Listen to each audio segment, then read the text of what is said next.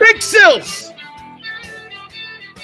Appreciate all coming aboard as you do each and every single day. Thank you so much.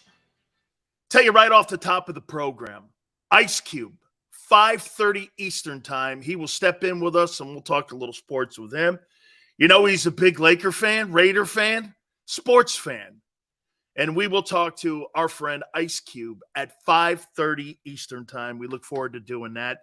And we look forward to you jumping aboard with us here. I'm going to start out by doing this, okay? And I'm going to say this to you right away. I have never in my entire life ever seen a professional football team cry more than what I'm seeing with the 49ers. These guys now will officially be dubbed the 40 Whiners. Holy cow. First you have Dumbo Samuel. Hey, we only played with 10 guys versus 11. I was just telling Tone. Dude, it's called a football game. Your quarterback was taken out by a football play. He wasn't taken out by COVID. He wasn't taken out by a tragedy in the family.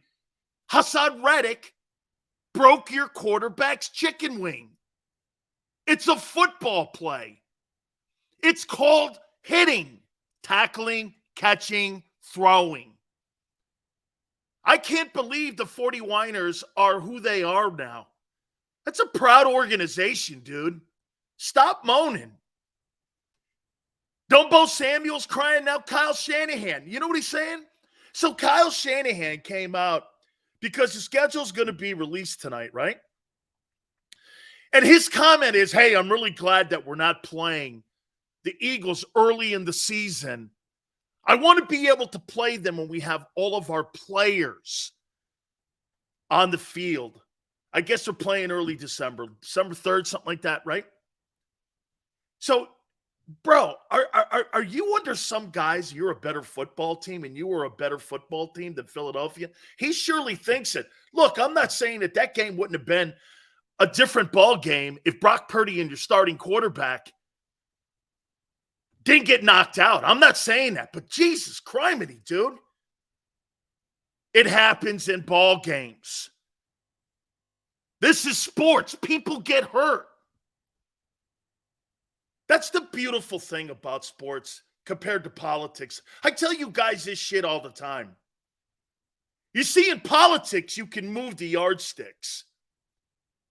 In sports, you can't. It's scoreboard. Scoreboards can't be moved. You either win or you lose. How many times did we go over the last 8 years talking about who won an election? One party says the guy in 16 didn't win. The next party says in 2020, that guy didn't win. See, you can move the sticks in politics. The greatest thing in sports, you can't move the sticks. You either win or lose. No matter what it is, and it aggravates people. That's why people are attracted to sports and sports athletes and celebrities. It's a winner and loser. It's really the only avenue that you can really still go and say, there's a winner and loser. Deal with the consequences. You can cry all you want, 40 Whiners. And by the way, man, got great respect for the DeBartolo family. Not so much the York side of it. But the DeBartolo family, you know I know Eddie D. 55 today. What a great day for the schedule. Green blood. You got the toughest schedule, though, in the NFL. The 40 Whiners are moaning. Now the head coach is making excuses for his own failure. That's all Kyle Shanahan's doing, you know. When you don't win, join him. You know, he's got to cover the fact that in big games, he sucks. What big game outside of the NFC Championship game has he won where he was a major factor? I think Kyle Shanahan's the most overrated coach in the National Football League. I think he gets a lot of hype for just putting his name on the test. I do, man. I do. Let me just put it to you this way. And I'll say this, And you know what? Some of you may not like it. If that was a black coach, he'd be fired. If Kyle Shanahan was black, he'd be fired. He'd be fired. You know what for? Not getting it done. Not getting it done. How many times have we seen that? Dude, I mean, and because his last name is Shanahan, he's part of that Manning royalty thing in the NFL of nepotism. Kyle Shanahan. Hey, by the way, I think Kyle Shanahan's a good coach.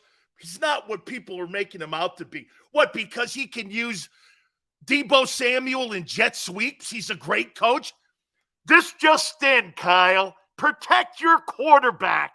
It's the most important player on the field, not your dumbass wideout. Protect your quarterback. Oh, you see what he does with Christian McCaffrey and his wide receiver? I don't care. Protect your quarterback, dude. Give me a break. I mean, dude, you know me, man. I don't sit here, and I'm not much to give a lot of praise unless it's warranted. You know me, man. Shit, I rip the Miami Hurricanes more than I rip any program or any sports entity since I've been on the air for over 30 years. You know why? I got a great passion for it. I love the program. You know me, I go back and forth on the Eagles. It's because I cover them and the NFL and really all sports. Okay? Jesus, criminy. Shanahan didn't even say anything bad. Why are you so damn? Because he's making an innuendo, Niner, that, hey, we're not going to be able to play with Purdy in the beginning of the season, and I want my team at full strength. Stop moaning. And you know what? Who cares? How many times have you seen teams go into a place? You know what's funny? You know how people have been ripping the Lakers and the Heat when they played in the Orlando bubble? Isn't it funny that both those teams may make it back to the NBA Finals? And everybody gave an excuse for the Lakers and calling it like an asterisk NBA for LeBron. Those teams may end up getting back to the finals. Everyone makes excuses for shit. Scoreboard. Scoreboard. Well, hey, I want all my guys on the field. Dude, your guy's overrated. How about this, man? I'll give you this. He's a good coach. You don't think – let me ask anybody outside of Eagle fans, how many people think that Kyle Shanahan's overhyped? Let's take a look at this. Hey, Niners, let me think about the coaches in the NFL right now better than that dude. Sean McVay's better than that dude. Belichick's better. Reed's better. Shit, Sirianni's got the same resume that Kyle Shanahan does. Actually, what's Kyle Shanahan done more than Nick Sirianni? Sean Payton's better. Mike McCarthy's better. Mike McCarthy's got a better resume than Kyle Shanahan does. I mean, give me a break, man. Guy's overhyped. 28-3. Put that one on your resume. Here's Kyle Shanahan's resume. Moaning, crying, 40 whiners, 28-3, and getting your quarterbacks killed. It's quite a litmus of great tests that you failed. Hey, if you're a quarterback, no wonder Tom Brady doesn't want to go to San Francisco. Kyle Shanahan might put him in traction. Pete Carroll's better. Shit, I named 10 coaches, man, right off the top of my head that are better than that overhyped dude. Holy cow. And on top of that, you shit the bed on Trey Lance. Trey Lance. There's a better chance that Trey Lance could be in a decathlon in the next Olympics than be the starting quarterback in 5 years in San Francisco. You know, Sills, he's a great athlete. Okay. I don't know what that has to. You think Tom Brady's a great athlete? I don't. You think Peyton Manning's a great athlete? I don't.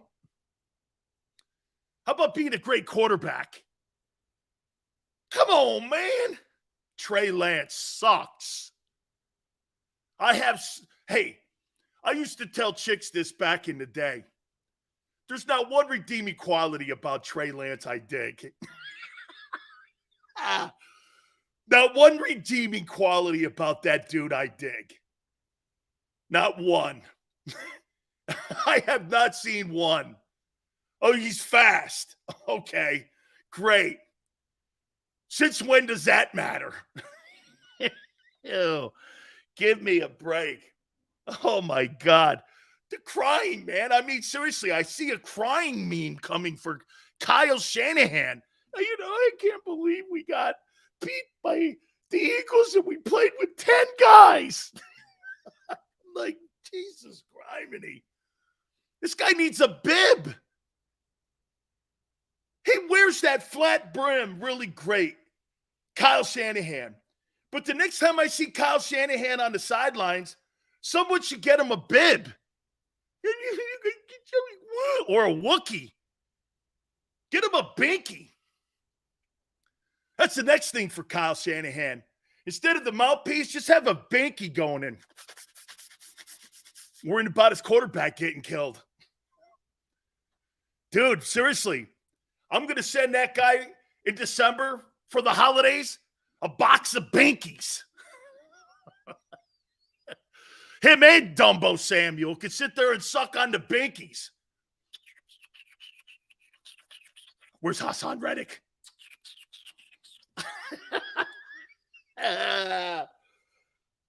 Come on, man. Whiner guy goes, Philly guy soft? Dude, you've been crying since December. Reddick. Hassan Reddick. Man. Seriously, dog. You guys need to get it should be Binky night down in Santa Clarita or Santa Clara. It should be Binky night. When the Eagles play the Niners, it should be Binky night. Just pass out a bunch of Binkies at Lincoln Financial. Have 40 whiners written on them. Hey, guess what? We have a great promotion tonight. It's Binky night. Why is it Binky night, Sills? So the 49er fans that do show up could suck on these things after they got killed in the NFC title game. A fluke loss. I don't know, dude. I try to defend you guys, and I say they did a nice job defensively for as long as they could. But the Eagle fan does throw this back at even Big Sills. 31-8, dude. I don't know, man. In my book, that's not close. 31-8. I don't know. That's kind of not close. Binky night. Binky night at Lincoln Financial. You get a free Bink and you get a bib if you're a Niner fan. And then what they do is they sit you in the corner so you can sit there and cry and moan about your overhyped coach. Come on, Kyle. I'm rooting for you.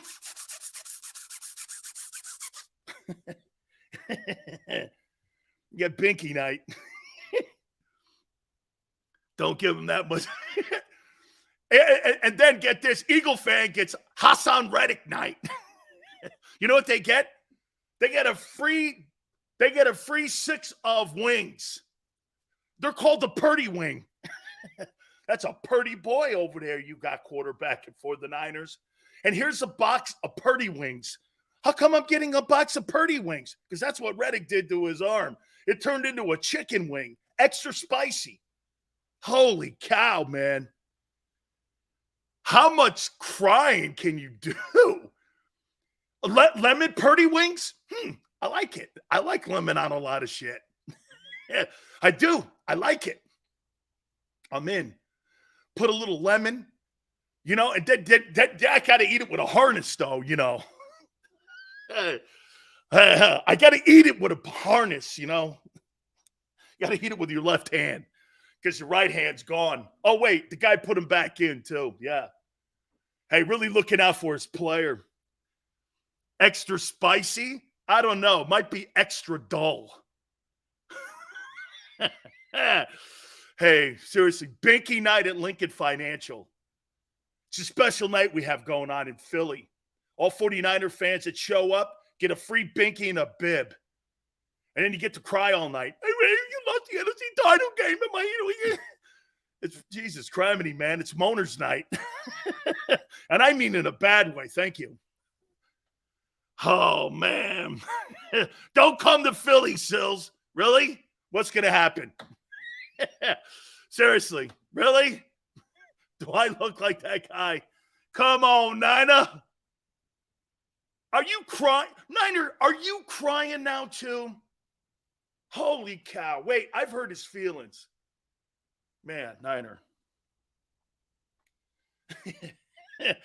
Man, Niner, man. I tell you, I'm devastated that I hurt your feelings.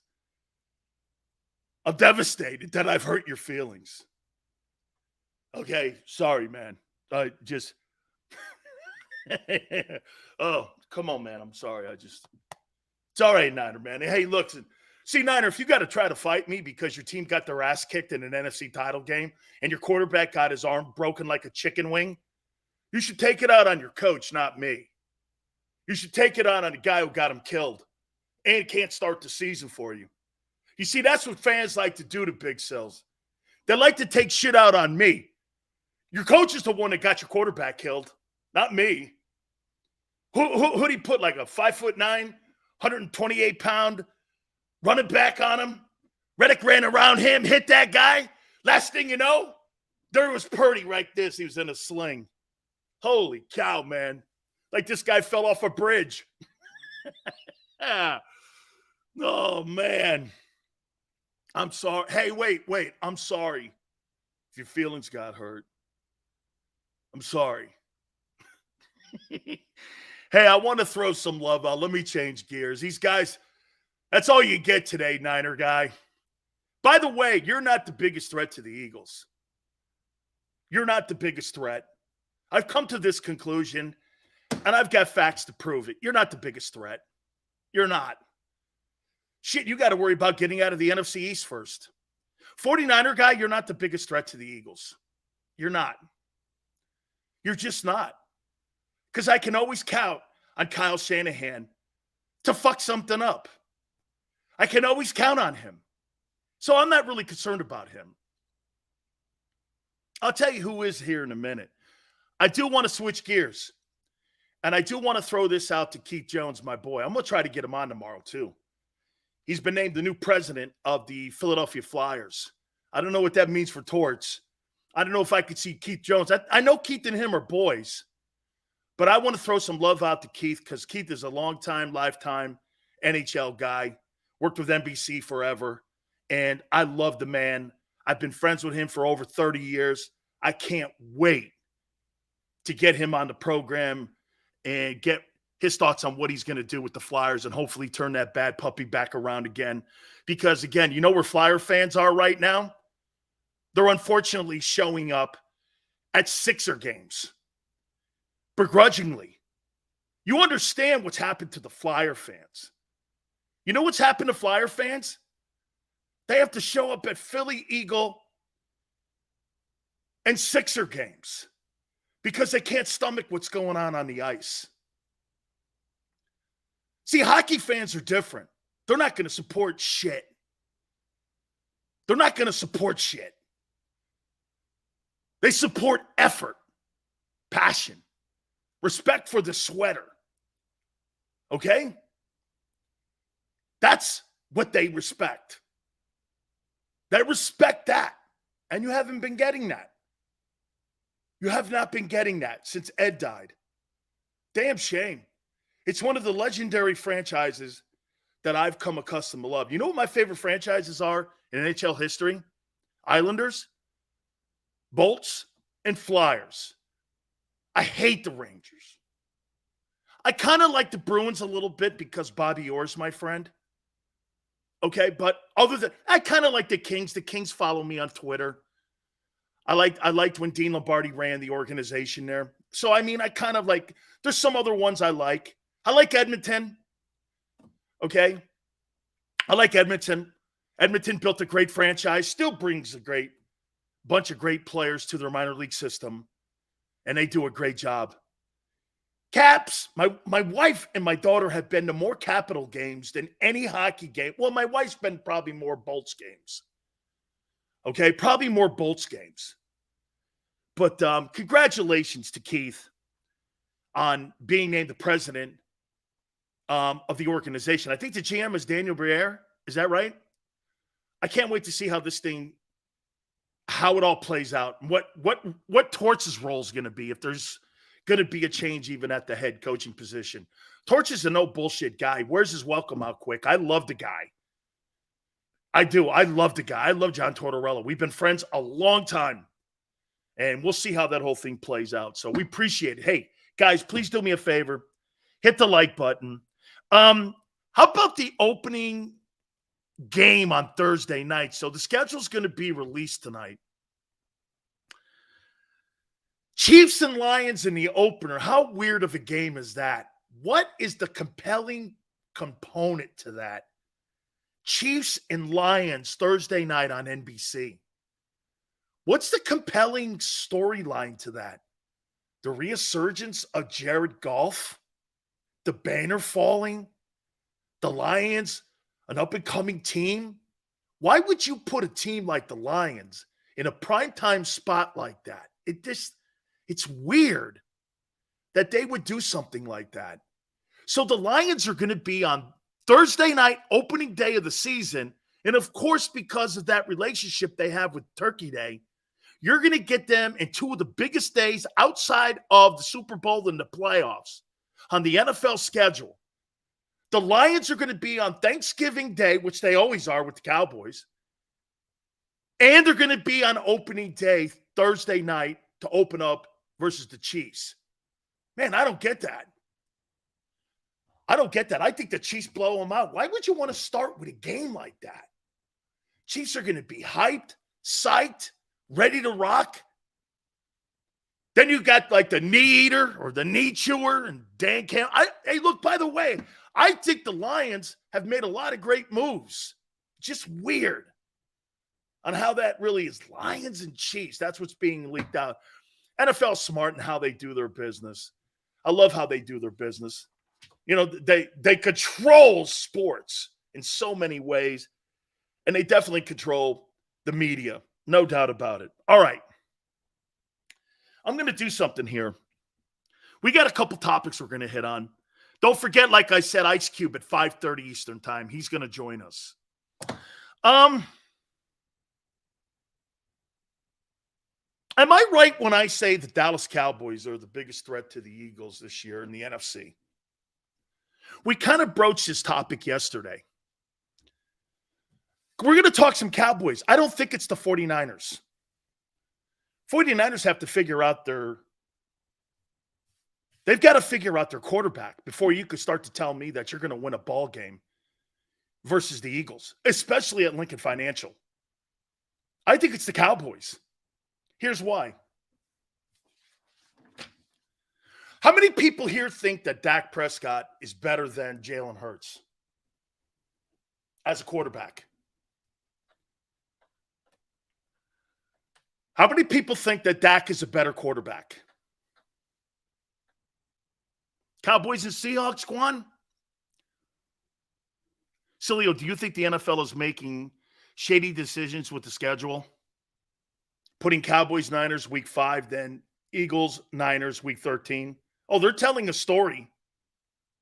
I think you can set the table with that schedule they have coming up.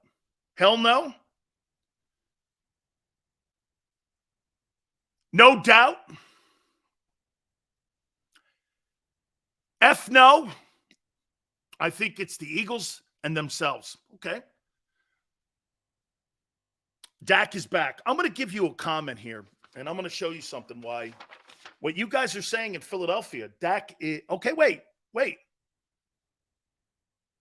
Let me throw this at you here before you start saying that Jalen Hurts is better than Dak. And Dak Prescott is not anyone to worry about here. Let's take a look at that. Because you see, unlike Jalen, there's actually a resume here. There's a resume for Prescott. Let's start with this one. Do you know since December 31st, 2017, Dak Prescott 7-1 versus the Eagles? He's 7-1. Do you know that Dak Prescott overall is 8-3 versus the Cowboys?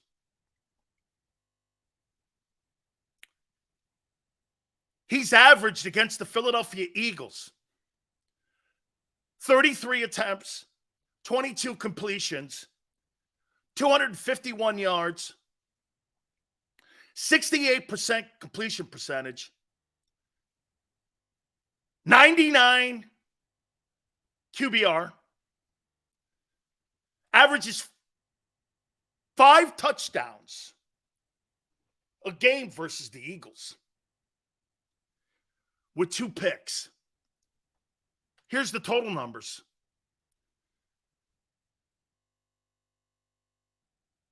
It's incredible. 357 attempts, 241 completions, almost 3,000 passing yards in 11 games,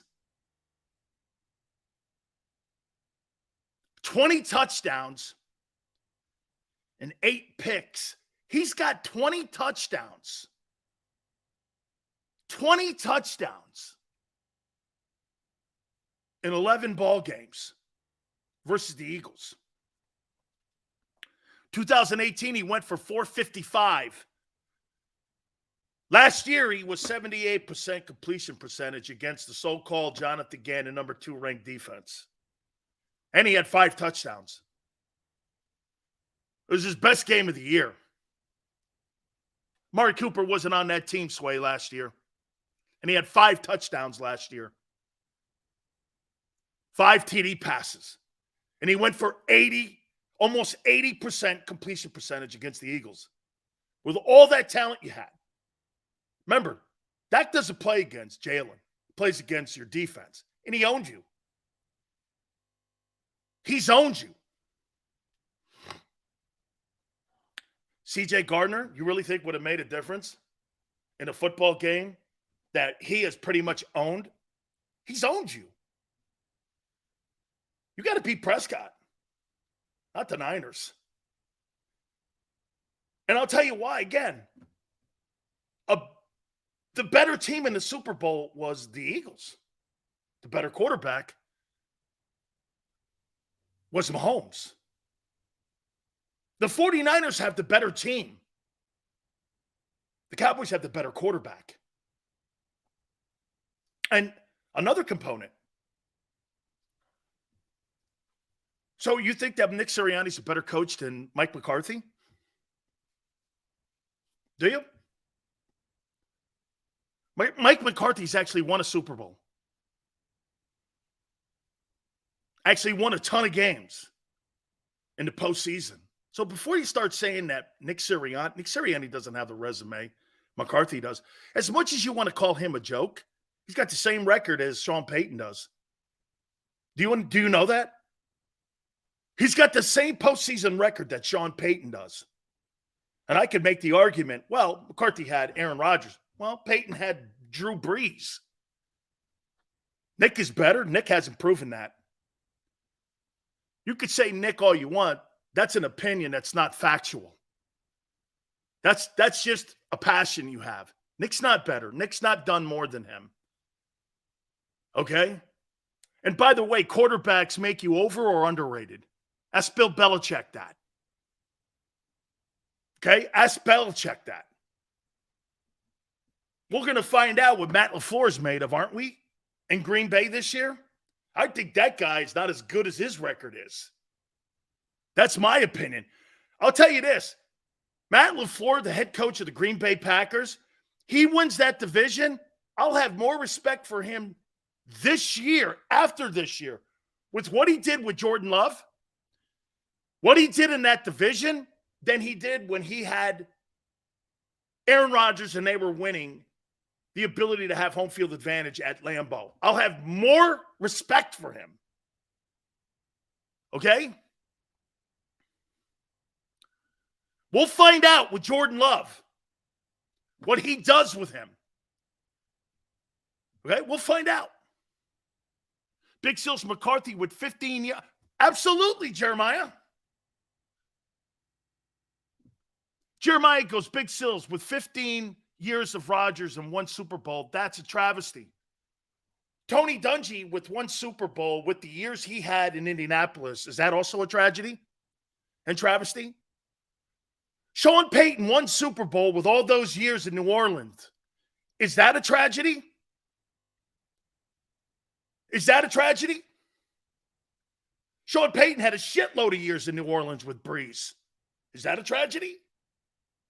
Okay, well, we're talking about Sean Payton be considered one of the best coaches in the NFL, and he's got the same resume the guy in Dallas has.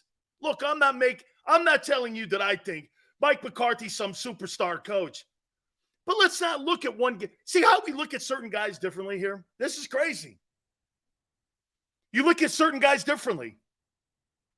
You see, because McCarthy's in Dallas now. Okay? Oh, well, if he's overrated, so is Sean Payton. So is he overrated. Okay? So before we start, there's very few coaches with spectacular I've told you guys this before. There's very few people that have had, and by the way, Yale goes, they haven't won in Dallas. Who has? I think actually Mike McCarthy has done a hell of a job managing Jerry Jones and not getting himself fired. I think it's impossible to win in Dallas. I think it's completely impossible to win in Dallas if you're a head coach, as long as Jerry Jones is alive. I think it's impossible. I don't care if you put Bill Belichick in there. I don't care if you put one of the greatest coaches in the history of the NFL in there. I don't think you're going to win as long as Jerry Jones is the owner of that football team. You're not. He wants the credit. Anytime the owner is the face of the franchise, you got a problem with your organization. Jerry gets in the way of the success of the team. How can a guy be the owner of the team, be ahead of personnel, be ahead of game planning, be ahead of hiring the coaches, be ahead of the buying of jocks and socks? How can he be all those things and be great at one thing? Jerry is a fabulous marketer. He is a Hall of Fame type owner, except on the field. That's the difference between him and Bob Kraft and really Jeffrey Lurie. Those guys get out of their way of their football people. I'd hate to work for a guy like Jerry because he'd be coming in looking over my shoulder telling me how to do my job. And all you have to do is look at him and go, why'd you hire me? That's the kind of guy you say that to. Why's this guy hiring me then? What's the point of hiring me? He wants to do it all. And like I told you, Jerry Jones has not been able to replace one person. That's Jimmy. He did all the players. He did the GMs. He did all the coaches. He did everything. He drafted, hired assistants, and it's never been the same result. Why? That's the one thing about Howie you can say. Look at what Jeffrey Lurie and look what Howie Roseman have done. They've replaced Andy. They've replaced Chip. They've replaced Doug. They landed on Nick. Jerry hasn't been right since the late 90s. He hasn't been right since the late 90s. Replaced the look at this. So you replaced Aikman, Romo. You're on Dak. Where are you going? But the one thing the Cowboys do is beat Philly. Prescott is the best thing to ever happen to Jerry Jones and the Cowboys. You know why? He's got a lot. Last year, I get it. The 15 picks, unbelievable. There is no way, in my opinion, Dak's going to have that kind of year again. No way. I think he's going to be smart, protect the ball, and he's going to have a turnaround year and a great year in Dallas. Dallas is the team you got to worry about if you're Philly. Because you know why? They know how to beat you, and they have. And they do. San Francisco moans and whines, and they spent the entire offseason moaning and whining about how they got robbed from the NFC title game. The Cowboys, if they would have got past San Francisco, I'd like to have seen that NFC title game at Lincoln Financial. Do I think the Eagles would have won? Probably. But not definitely. Okay? True's going off of one season, and yet I gave you a list of him killing your team. Even last year, he killed your team. As bad as Dak was last year, had his best game against you. And as a matter of fact, he's always had his best game against you. So when you keep saying that, he kills you. Here's the record. You're trying to dispute a resume that he's built against you. How can you dispute that? You can't. He's 8-3. Since 2017, he's 7-1. He threw for 5 touchdowns against your so-called number 2 defense last year. Completely kicked your ass, 78% completion percentage. You make it sound like this guy walks into Philly and you go into Arlington and you beat the piss out of them. That's not the case. You actually haven't beaten them since 19. Pump the brakes on that. Well, Jalen's better. Jalen's had 1 year of great ball with one significant win. 2. The Giants in the playoffs and the 49ers in the NFC title game. Those are significant wins. Don't dismiss them. Even though he didn't play great in them, they're still on his resume. He won a division game in the playoffs, and he won the NFC title. I put a lot of stock in that. Dak has 0 what? Dak has 0 what? You can't beat him. You're making it sound like you beat Prescott on a daily basis. This is not Daniel Jones. Stop lying. You're lying to yourself. Dak, if you think about it, his overall resume is built on beating Philly. Facts. Not opinion. Facts. His resume, Jalen's nowhere in his conversation when it comes to playing head-to-head. He's not. Team stats are so skewed. Okay, well then that applies to Jalen then too, dude. Then that applies to Jalen. Can't you? That applies to Jalen too. You can't have one-sided arguments using the intel against Dak and not use it against your own guy. Team stats are skewed? Okay. You take that away. Jalen had a pretty good year throwing the ball. I wouldn't say sensational. What was he, 11th, 10th in throwing the ball this year? Like I told you, Geno had a better year throwing the ball. To Tone's point, technically, Geno had a better year. So if you want to take team stats away, Geno had a better year than Jalen Hurts did throwing the ball. Those are facts. Higher completion, more yards, more completions, more touchdowns. I think he had a few more interceptions. That's it. Rest of it, he completely outplayed him. So if you're going to use that argument, team stats, well, you got to apply that to Jalen too. Okay? We've been to 2 Super Bowls. I'm talking about you have to beat him. And your quarterback hasn't. I didn't say that. Throwing the ball is one-dimensional of Jalen's game. And that's how I quantified what I just said too, KO. I made sure I quantified it that way. He had a better year throwing the ball than Hurts. He did. What's Dak's playoff record? What's Jalen's? 3-2? Okay. Flip-flop. What am I flip-flopping on?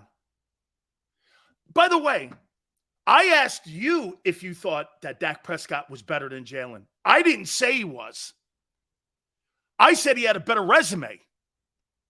Those are facts. We're having a discussion again.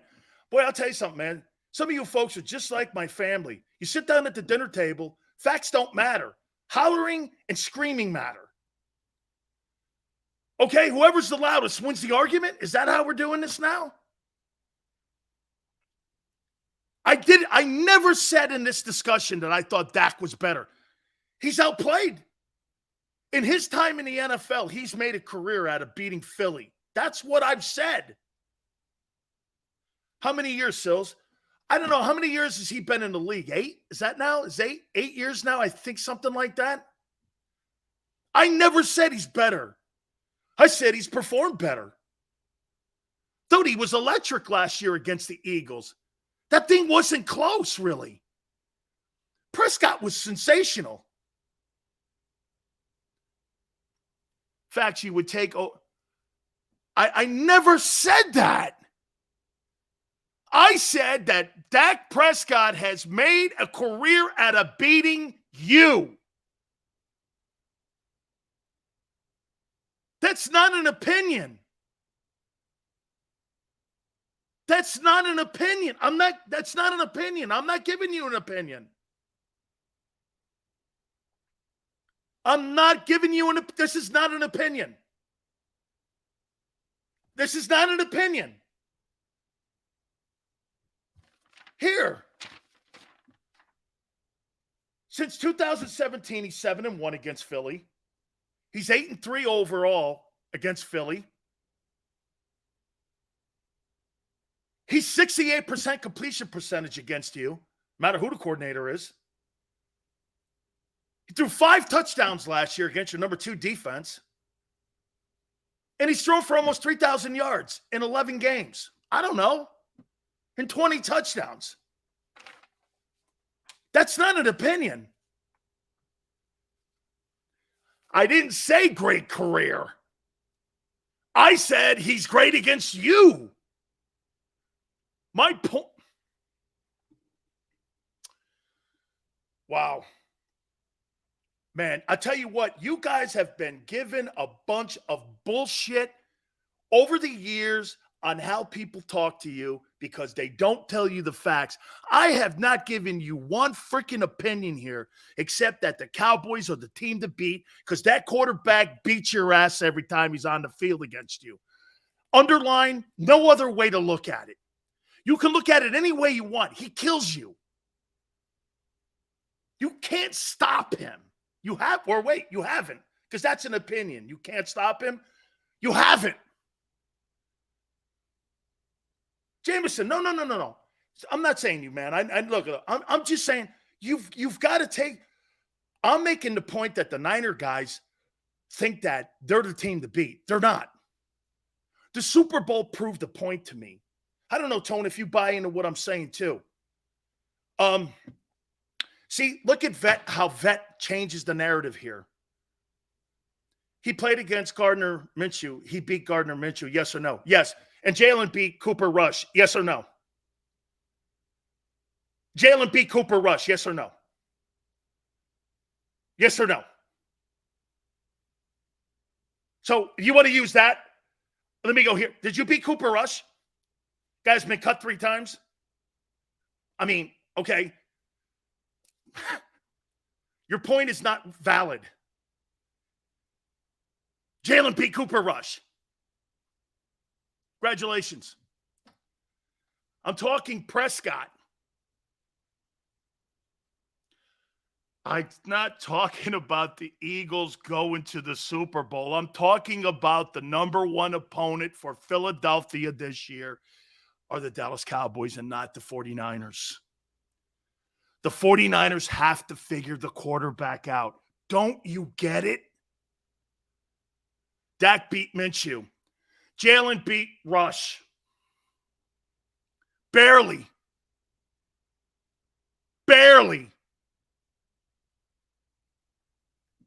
They had to go into the fourth quarter to beat him. They pulled away in the fourth. Dak threw for 500. Dak threw for 5 touchdowns. Yes, your point isn't. I didn't tell you. My point's not valid that what this guy has done against the Philadelphia Eagles makes them the team to beat in the NFC. When here is what he's done. That was what Vet says. What Dak Prescott has done against the Cowboys. Vet says this is not a point. He's 8-3.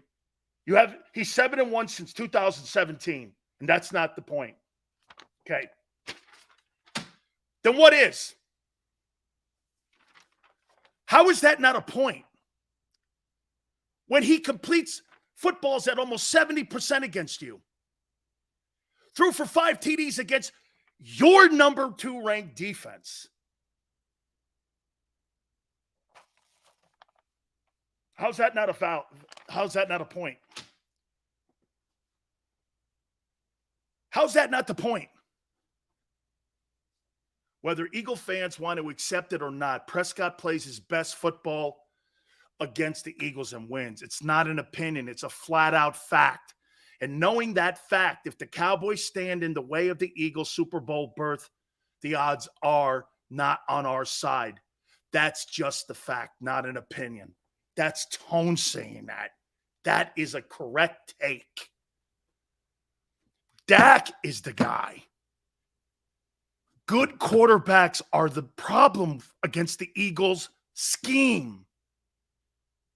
And I listened to Sean Desai. By the way, I love the fact he's a Connecticut kid. He's from Shelton, Connecticut, right up the street from where I'm from. I loved the whole thing. He was fabulous. On May 11th, let's not get ahead of ourselves. Press conferences were great on May 11th. You know, nobody's coordinated against anybody this coming weekend, so everybody's in a hunky-dory mood. It's all good. But again, Prescott and the Cowboys will always be the thorn in your shoe, not the Niners. That's why the Niners are moaning. If the Niners had Dak Prescott, you would have no chance to beat them. You would have no chance. You would have no chance. None. I'm going to look at the Cowboy roster here and depth chart here in a minute. And again, that's not that is an opinion. That is an opinion. But I'm going off the facts of what he's done against you. And he would have better talent in San Francisco than he does in Dallas. Stop. Why don't you stop him? Do me a favor, Eagle for Life. Well, you need to stop him, not me. Stop Dak. You can't. Dallas couldn't beat the Niners. That's not my point. That's not my point. My comment to you was, here's why the Dallas Cowboys are the team to beat and then the only team in the way of the Philadelphia Eagles is because that quarterback has put a resume against you. He's made a career against you. Like Tone just said, that's not an opinion. Now, the Cowboys can't get out of their own way. I just told you that. The owner gets in the way, except for the Eagles and Dak. You don't want to see the Cowboys in the NFC title game. Because as Tone said, the facts aren't on your side. Just like they weren't in the Super Bowl. You had the better O-line. You had the better receivers. You had the better running game. You had the better defense. You had the better corners. A lesser team beat you in the Super Bowl. How does that taste? That's why it's so disturbing they got beaten at Super Bowl 57. Because the lesser team beat you. The lesser team beat you because they had the better QB. I'm just concerned that the coordinator, Sean Desai, is going to run the same style of defense against Dak. Dak's going to eat your ass up again. Like he always has. Yeah, but Sway says, Gannon beat us, Sills. Well, I heard your general manager and your head football coach say that we're not going to deviate off the game plan on playing defense, and we're pretty much going to play the same style of defense we played a year ago. So you're going to plug a new coordinator in and not change any schematics on the team. You're going to go with the same system you had a year ago. That killed you with it. As a matter of fact, Dak has killed you the last 2 years in that system. You haven't beaten him in the last 2 years. He's actually put up career numbers. King Poodle goes, good luck with that cowgirl. No, you good luck. You're going to need it. How do you dismiss this? And what I'm saying when I'm showing you what the game... These are the guys who listen to the political news shows and see what they want to hear again. This is what's happened. This is like I'm telling you, like Tone's telling you, this is not an opinion. Dude, if you want to play the 49ers in the NFC title game. You want to play the Lions or Seattle. You got a better chance because this guy's owns you.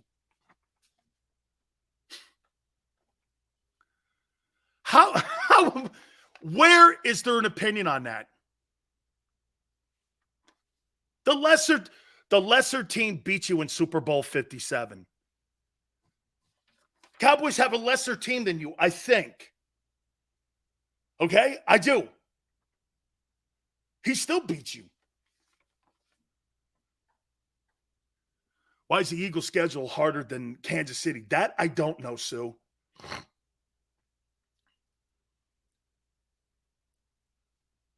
So to get the job, the new DC had to run the old system and not have any say. The Matt Patricia stealing money. Again, Casey, I think he's been brought in to do the disguising on different fronts and such. Because that's what his forte was, working with Brian Flores up in New England for those years. I think those two guys were together 17 years in New England, Brian Flores and Matt Patricia, working with Belichick. And how many times did you see them using disguise coverages and disguise fronts? I think that's the key to that whole thing and why they brought. Look at Dan from the flip-flopping what? Flip-flopping what? I pointed a fact out to you, and he calls that flip-flopping what? Have I said anywhere in this discussion here that Dak's a better quarterback than Jalen Hurts? That's in your own freaking minds. I said he's had a better career than any other team he's played against, maybe outside of Washington, against the Eagles. And he performs at a high level against Philly. How's that flip-flopping?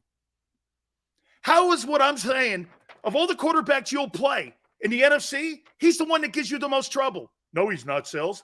He's 8-3, and he's 7-1 in the last 8 ball games. No, he's not. Yes, he is. Slasher says, so what is your point? Dallas is the one team that's in your way, not San Francisco. San Francisco's not the second team you got to concern yourself with. San Francisco's got the second best roster. That's not going to beat you. This guy is, because he does. That's the point. Just like in the Super Bowl, the second best team won. The better quarterback won. Don't you see the correlation? And by the way, for the record, they got a Super Bowl head coach too. I thought your coaching staff was completely outcoached in the Super Bowl. I thought Spagnuolo and the offensive coaches got outcoached, especially in the second half. Will they have learned? Yes. Okay? I mean, look, I'm not saying you're not going to beat them. I'm not saying I don't know how you haven't put this in together here. The Dallas Cowboys are the team that I'm more concerned about than San Francisco. Offense put up 35 points and couldn't stop a damn thing in the second half. And you're right, and it wasn't good enough. The better team lost. How about that, Yale? The lesser team won the Super Bowl. Why? The better quarterback and head coach. Right? Yale's right. They put up 35 points, and the lesser team won. Little City goes, old news. I'm not talking about that, really. My point is the Wow. Common sense sometimes is at a minimum when I speak to you guys. It's not a rip. I'm trying to make a point to you. And on top of that, the Cowboys are a divisional foe. I wouldn't get ahead of myself by calling Dallas sorry, not good, having an off season. I wouldn't say any of that until you beat them. Dallas 12, Niners 19. 1 week later, Eagles 19, Niners 7. Why are we talking Dallas again? Because it's a point I'm making that I don't believe the Niners are the team to beat. The schedule's coming out tonight. That's why. It's topical. When you see your schedule, the Cowboys on your schedule, because you play them twice also, and you haven't beaten them.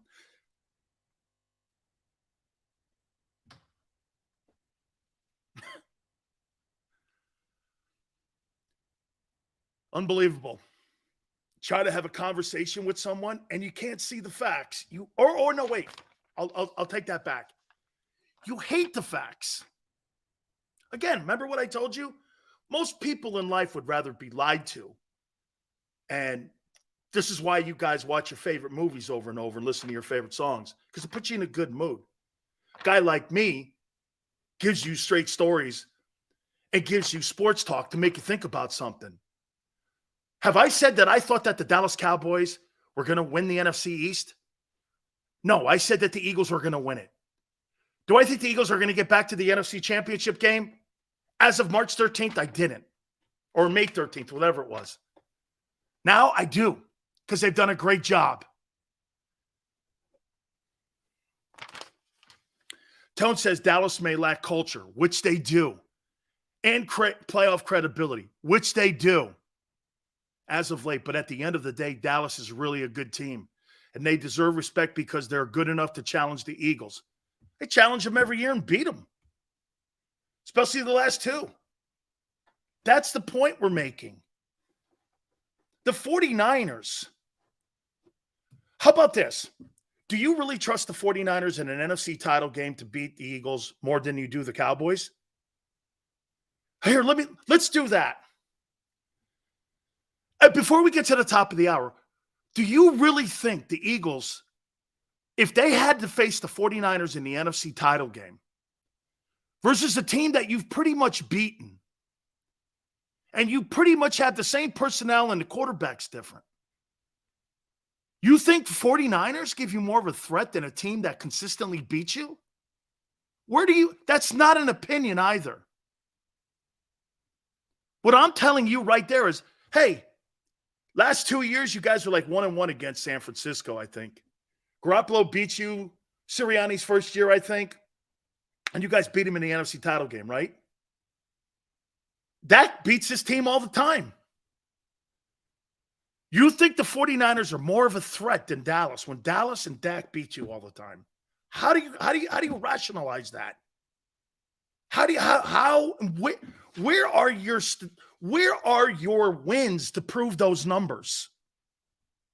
Here, that's a better underlining statement. Where are your wins to solidify your point versus Dallas? Dude, it's not a rip, really. It's that it's more of a rip on San Francisco, if you think about it. San Francisco has a great roster, but they're not going to beat and win significant games until they get that quarterback thing figured out. The quarterback in the NFC, there's only one really that gives Philly issues.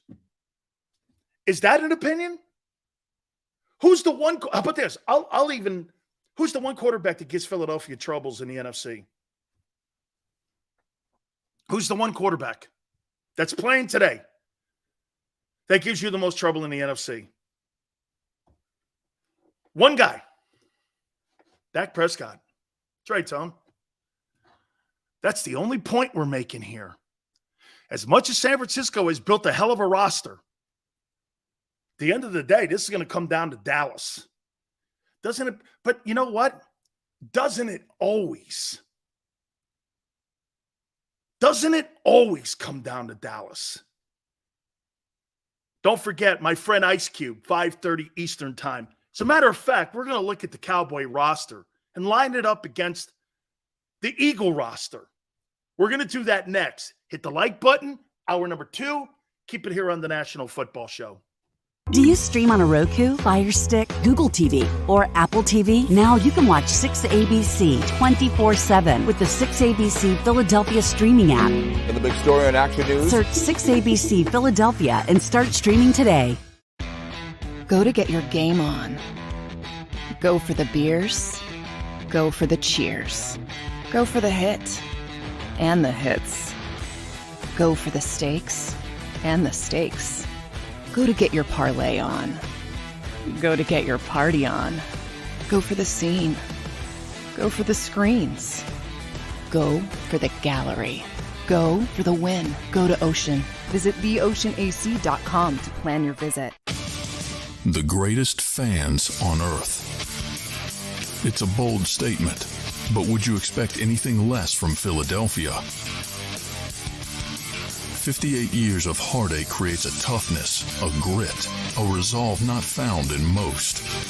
Sure, our prayers were answered, but now that we've had a taste, we're looking for more. Pondley Hockey, official partner of the Philadelphia Eagles.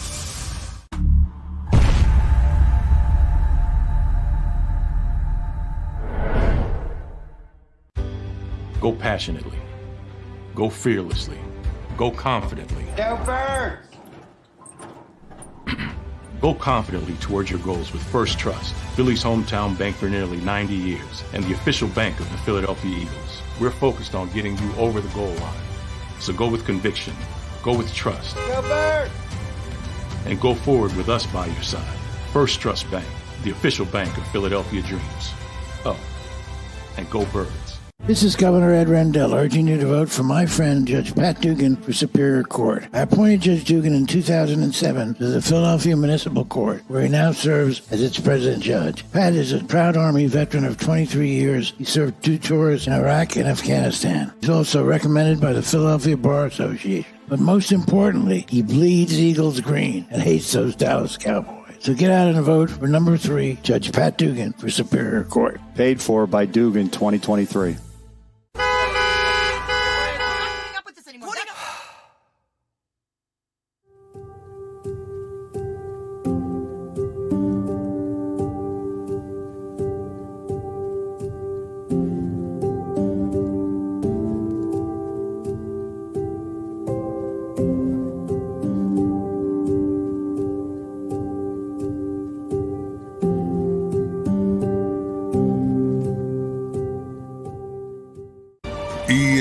EAGLES, Eagles.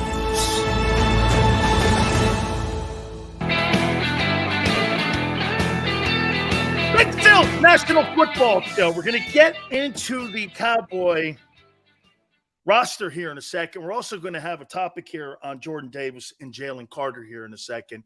Please hit the like button. Do not forget hour number 3, 5:30 Eastern time. Our friend Ice Cube will join us. I hate those international games that the NFL puts out there. It's not for the fans. Once again, it shows you who their business partners are. It's for the networks so that the networks can start the cash register early. Time difference. That's why they play games overseas. They don't play those games over there to try to get more fans and to expand the fan base. That's not what they do. Don't be snowed by that. Like those stupid ass helmets that they're coming out with now, saying that it's protecting the players. It's all bullshit. They want to start the clocks. Why? You start the clocks 3 hours earlier in those international games. They start commercial stop sets, commercial ads. God used to own Sundays. NFL does now. They own Sundays. They start that thing at what now? 6 o'clock in the morning when they play those international games? 6 o'clock till midnight. Sunday Night Football, East Coast. Think about the money you generate throughout the day in the television ratings. 115 million people watch Super Bowl 57. The NFL on Sundays is like a church. I hate those games too. I don't get up for them. I don't watch them. The players hate it. So why would you play it? You play them because the owners and their business partners want to start making money earlier. Think about that. Just think about it. They had a Thursday game talking about player safety. Really? So you think playing a Sunday game and then playing a Thursday game, you think that's really in the best interest of players' health? Since when? They don't give a shit about the players. They pay the players because they have to. Believe me, most people who own businesses don't want to pay people. I don't blame them. You own the team. You know, you make the money. I get it. Yeah, I get it. But when the commissioner comes out and tells you that they give a shit about player safety and they care about the player, it's not true. Sunday, 6 o'clock games. So, but Pacific time, I never get up for those European games. By the way, you want to know another gimmick that's in the NFL? The extra point. What the hell do you have the extra point for? What happens after every extra point? You guys know? What happens after every extra point that's kicked in all those games on Sunday? Every single time there's an extra point. What happens after they kick the extra point? Commercial. It's the segue and bridge to a commercial. You think the extra point, that 1 point? Why don't you just, when a guy scores a touchdown, it's 7 points. You got to stop the game somehow to make money. So they put the extra point in the game. Extra point has got no redeeming value whatsoever in an NFL football game. Okay? It's got no redeeming quality, the extra point. It's, hey, and so now the NFL knows that that's a way to go to commercial. They'll never get rid of the extra point. Make it harder because they got to kind of make it a football play. Because everyone knows now it's a commercial play. So they got to kind of make it a football play. It's why they moved it back a bit. It's funny. I mean, those international games are just dopey and stupid. You take home, get this. So not this year, but next year, you're going to take a home game away from the Philadelphia Eagle fans and Lincoln Financial to put it in Germany? What in the world? Why in the world would Eagle fans want to have a game in Germany? Why would Buffalo want a game? Okay, look at this. Falcons and Jags. I get the Jags. Their fan base blows. Why would the Bills in week 5 want to play not in Orchard Park, but in London? Bills Mafia doesn't get a home game. It is good beer, by the way, Neil. That's a fact. I actually played in Frankfurt. They got 45,000 fans in there. I played in Frankfurt, Germany. I think I told some of you guys a story.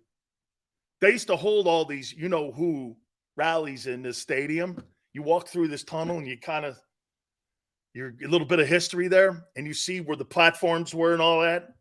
I played in Frankfurt. It's kind of scary. There was 45,000 fans in there. Not bad. Beer was sensational. I was in Austria too, Jeffrey.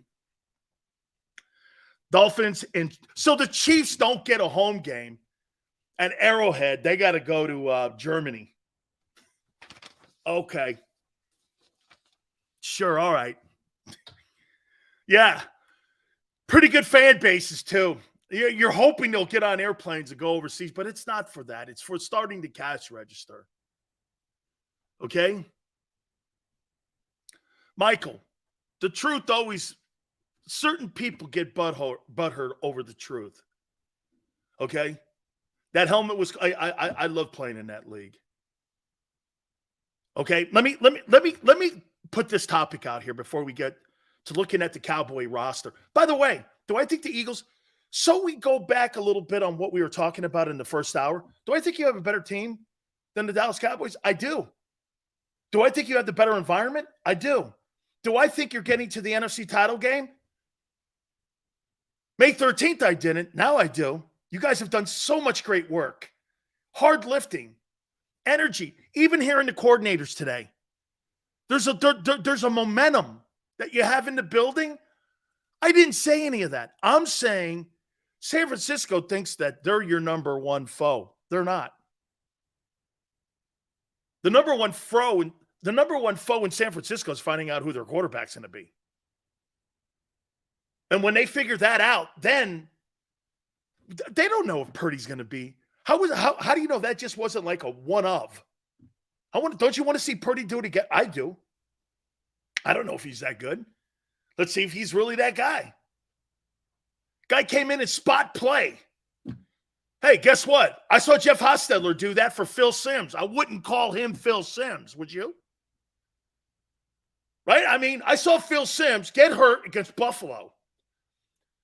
They put Hostetler in, they win the Super Bowl. Jeff Hostetler was kind of okay. It wasn't Phil Simms. Let's see what this guy can do. Let's see if he can do it again. I mean, it's not like he started an entire season. Now you're the dude. I want to see that guy do it again. That's why I say Dallas is your foe. The number one foe to the Niners, 50-cent wing night in the nurse's office. That's Tone. Got them all going now, baby. Chicken wing night in the Bay Area. How come we're having chicken wing night? Well, don't worry, your quarterback. It's called Purdy Wing Night. Yeah, really great sauce too, man. Hooters has a really great sauce, and the stadium where the 49ers play has a great sauce for chicken wings. It's unbelievable, actually. A little spicy, gives you agita, and some of you out there know that means gas. If you're all right with it, you're good. Give you a little agita. Yeah. You take brioche for the agita, though. It's good. You know, I mean, hey, believe me, anytime you have any kind of agita, just do me a favor. Just get some brioche. You know, don't ever let the bubble settle. Don't let the bubble settle, because then you defeat the purpose. You're defeating the purpose. Bring the steak over here. Bring it over here. Bring it over here. You're ruining it. Don't do that. So when the bubbles are going into brioche and you got agita, gun it. You're good. Trust me. It's like magic. Trey Lance MVP. Hey, MVP. Okay? The most invisible person, Trey Lance. One play Trey. How you doing? That's his new nickname. One play Trey. Trey Lance, MVP candidate. Yeah, the most invisible person in the NFL. How you doing? Trey Lance is going to make Sileo eat crow. Is he? Okay. I want to see it. Seriously. I bet that guy could run great high hurdles. I bet he's great in the what is that thing called? The heptathlon? I bet he's great at that. I bet he could run a hell of a decathlon. Pole vault, shot put, run a 40. Can't play quarterback worth of shit, but I bet he's good at that other stuff. Running sprints and drills. I bet he runs a great shuttle. I bet he could jump really high. I bet he's really fast. One play, Trey. I bet he's wonderful. Playing quarterback, though, is another thing. Guy could hit the broadside of a barn. Dude, seriously, man. Did you watch him throw the ball? I was like, holy shit. This guy was throwing grenades. This is how Trey Lance throws a football. Hey, Tone. Most quarterbacks, they sit back in the pocket. They're from the ear, like Namath and all that. This guy here, this is how Trey Lance throws a ball. He's throwing a grenade. Hey, there's my guy. There's Dab. There's Dumbo. Like he's throwing a hand grenade. He's about as accurate as my daughter throwing a ball. Oh, Madon. North Dakota State, haven't you guys in the NFL learned yet? Now you're sounding racist.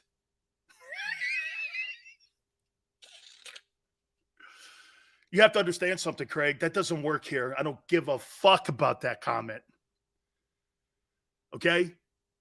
I don't hide under my desk when someone says that. I don't give a shit about that comment. Trey Lance throws a ball like he's throwing a grenade. Oh, man. All good. All right. Jalen Carter and Jordan Davis. Okay? Barbecue. Hey, Quan, what do we have for barbecue? Chicken wing Lance. Put that thing on a skewer. Shit, and guess who's turning the skewer? Kyle Shanahan. You think that arm's about done yet? Let's put it back in the fourth. Put some more sauce on that thing. There you go. There you go. Get that chicken wing going. Weapon. North Dakota State. Pipeline of quarterbacks. Yeah, because you know why? They play Eagle Creek University and the University of Helen Keller. Hey, did you see that guy the other day? Did you see the guys at North Dakota State playing against Chippewa University? Unbelievable. Did you see all the guys out there playing that won't ever play in the NFL ever? Shit, most of those guys won't even make the XFL. Hey, do you want Purdy thighs or wings or skinless, boneless? Whatever you want. Still's bringing the pasta salad. Okay. You see, but you got to have gabagool. And you got to put the scungeel in the salad for me because I'm a big scungeel eater. Oh. Yeah. Let me get to this topic. Do you think the Eagles front office is more concerned this coming season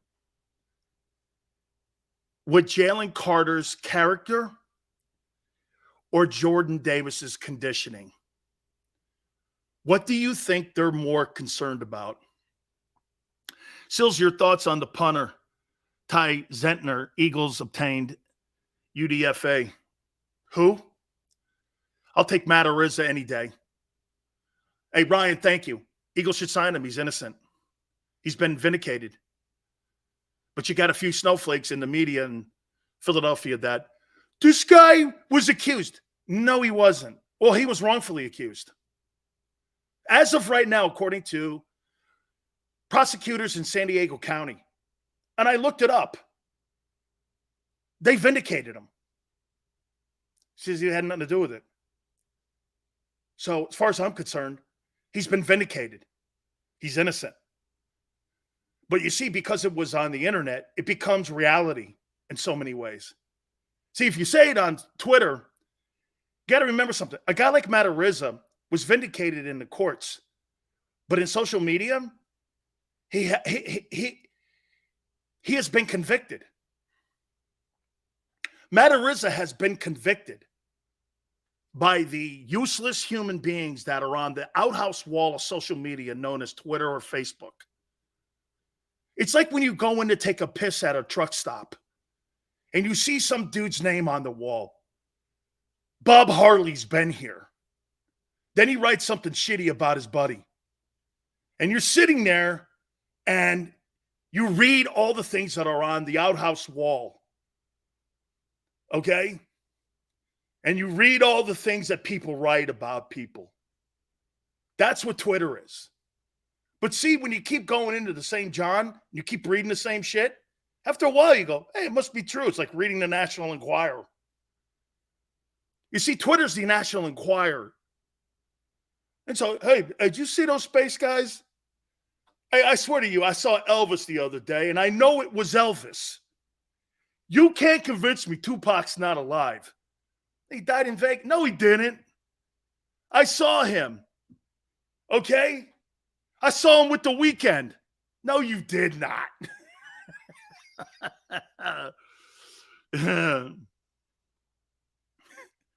Matter is innocent.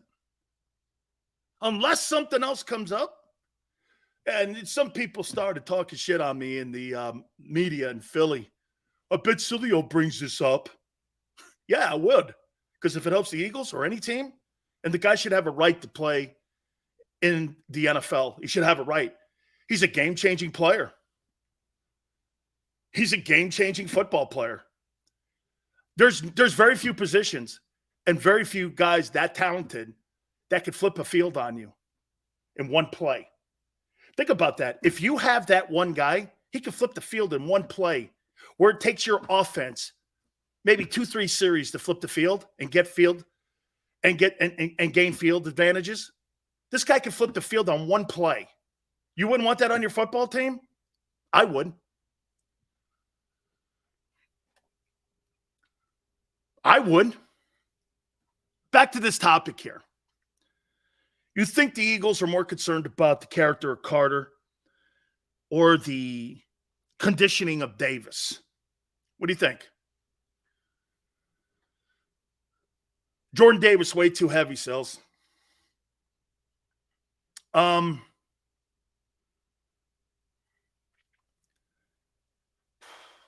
Is there a problem with Carter's character?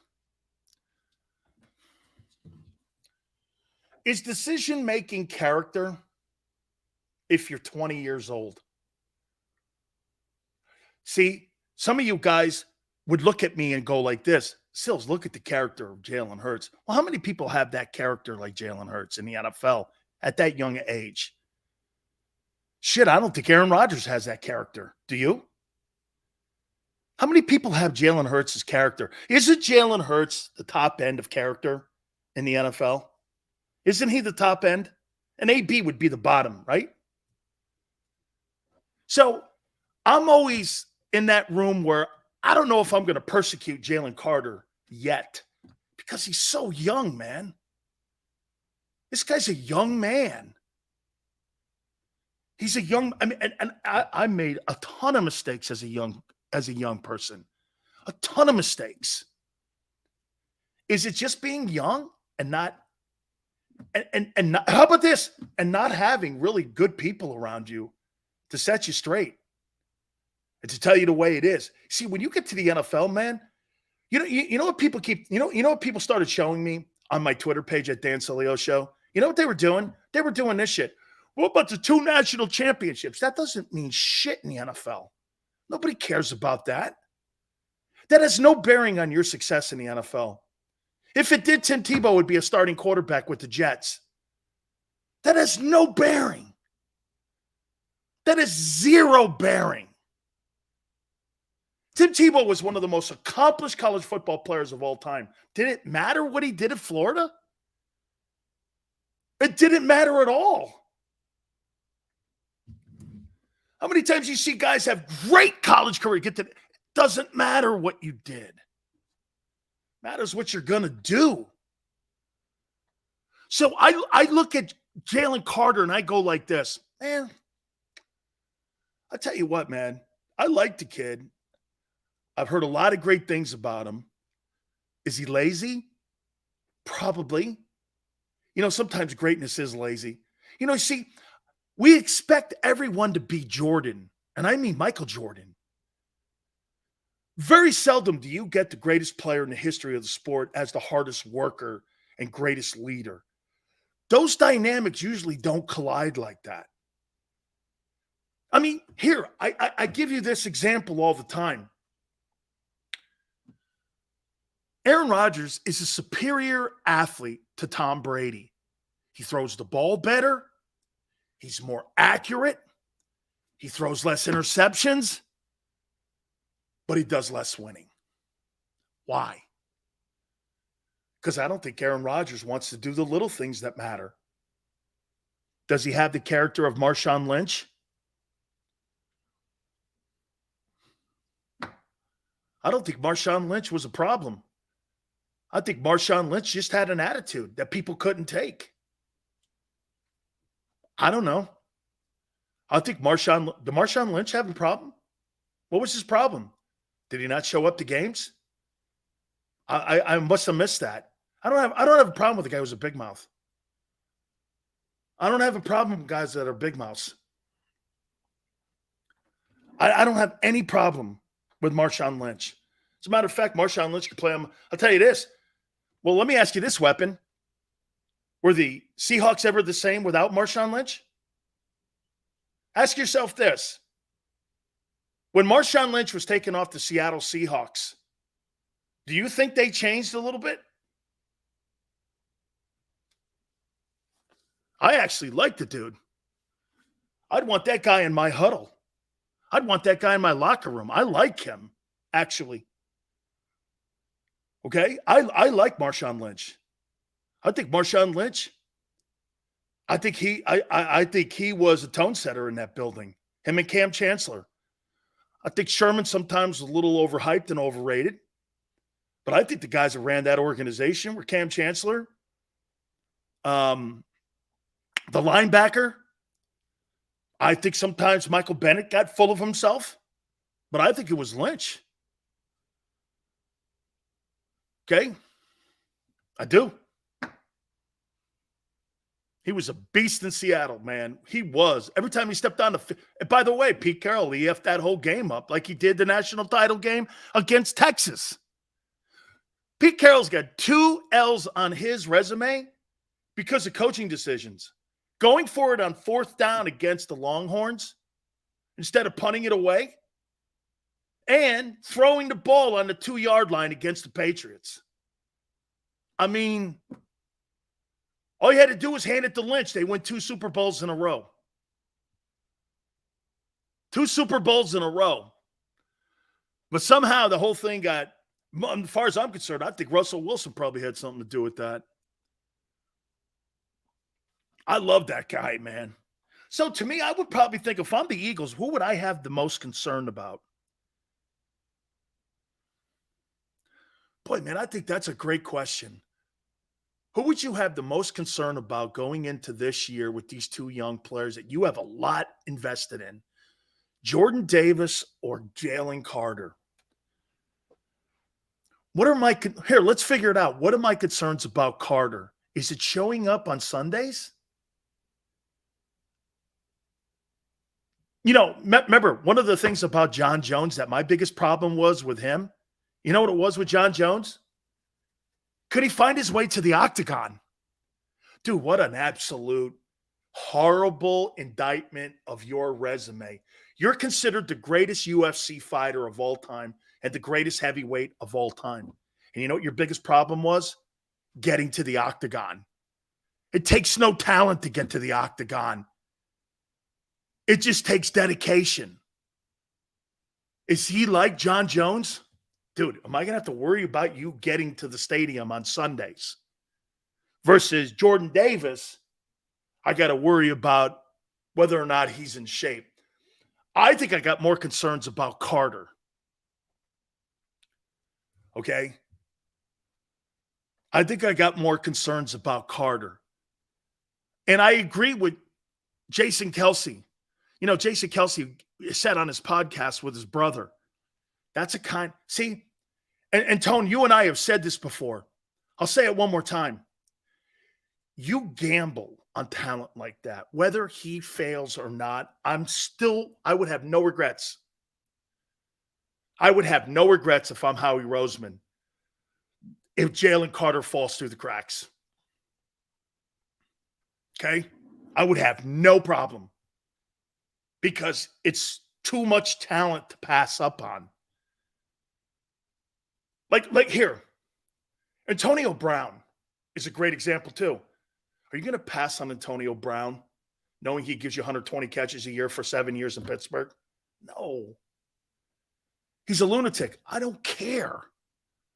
I'm going to go as far as I could, like the Patriots did with Aaron Hernandez. You're going to go as far as you can until you can't tolerate it anymore.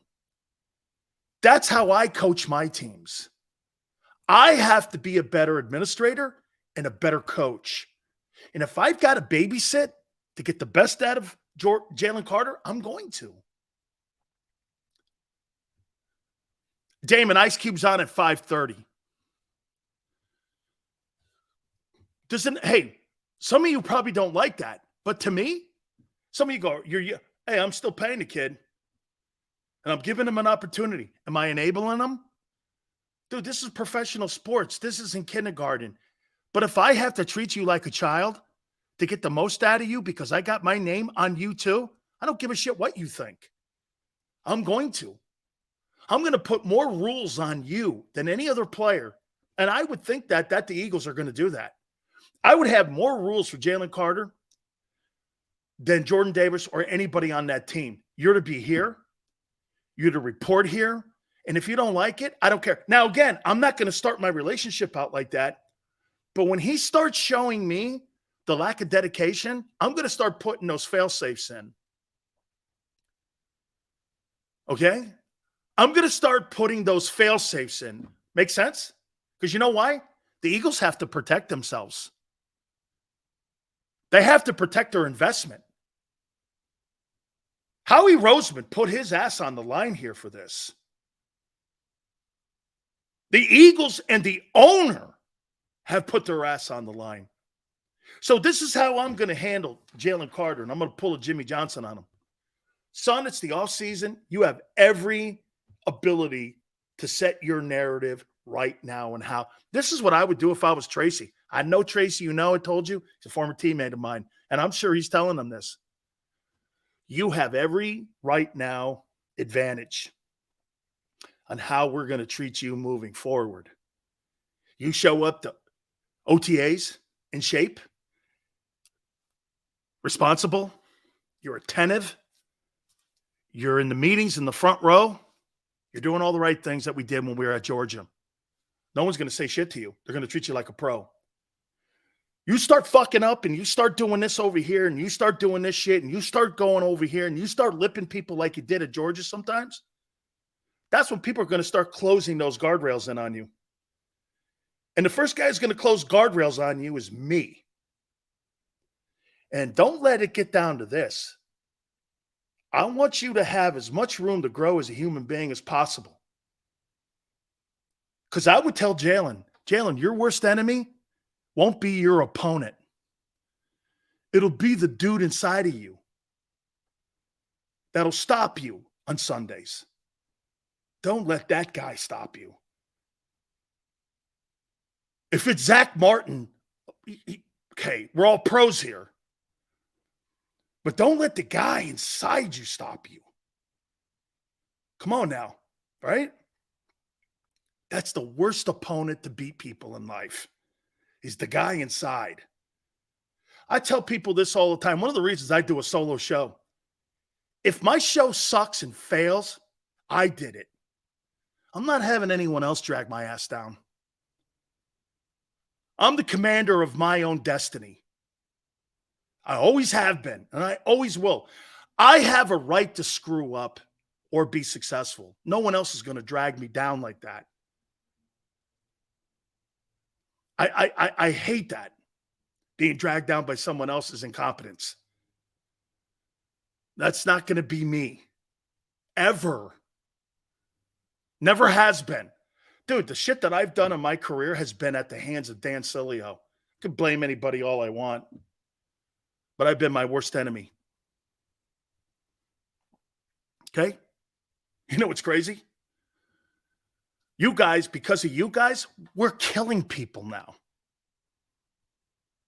Turning into one of the most watched shows in Philly. Because of you.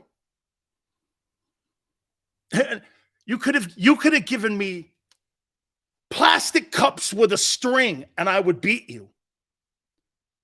That's how I would talk to Jalen Carter. Okay? Don't let anything beat you, especially the guy inside you. Okay? So I would do it that way. Boy, they got to be, I don't think they're nervous because I think they've done a lot of homework on him. I think they've done a lot of homework. Thank you, Jason. God, but don't let, dude, I am so looking forward to these two guys playing. Man, do they have a lot vested in Jordan Davis and Jalen Carter. Dude, I think the future of their defense is in these two players. Tony, you agree? I think the entire future of the Eagle defense is in these two guys. High draft picks. High expectations. Man, you get these two guys playing in the middle, in the heart of your defense, you could do anything with that defense. So the Eagles have so much invested in these guys. Back-to-back D tackles, top 15 picks. Shit, man, that's a lot of money. A lot of equity. I think it's cool. You love the gabagool. I'm rooting. Hey, I'm rooting for both of them. I'm rooting for both. Dude, I'm telling you, I think as much as I had an indictment on the Georgia Bulldog program in prepping these guys for the league, I still think they're talented and super players. I guess, you know what? I do want to, before we get to the Cowboy roster here, I do want to say that to you one last time. I'm not telling you that Georgia doesn't have great players on that team. That's not what I'm saying. I'm saying to you again what Baldy said a little bit, that because they have so many, they're not NFL game ready because they don't have game reps and a ton of them. But they make impact plays. Dude, the guys on Georgia versus the guys at Temple. I mean, honestly, you know when you see great rosters and great teams. You know what's at Georgia. I'm not saying that. Funny, people tie that. Well, you said, well, they're not NFL ready. That means you must think they suck. I never said that. I never implied that. I love that player coming out of Alabama. Who, Bryce Young? Fantastic ball player. The kid Gibbs, I think that's a high pick for him with the Lions. You take that running back, I think he's a good ball player. I do. I think he's a good ball player, but, I mean, I love – you can work your way to that. They have top-tier talent, absolutely. And actually, to the point, they're out recruiting Alabama now. Especially where I think they're getting the advantage over Alabama is in the lines. You're seeing more D tackles and offensive linemen now drafted at Georgia than you are at Alabama. And I think that's been the difference when those two guys match up and play against one another, is the physicality and the depth that they have in those positions. Okay, so they're out recruiting them, in my opinion, in the offensive defensive lines. All right. We had a pretty cool discussion, I thought, in the first hour when it came to the Cowboys. As I told you, the opponent you have to concern yourself with is the Cowboys, not the 49ers, because of the quarterback and his success that he has had against you.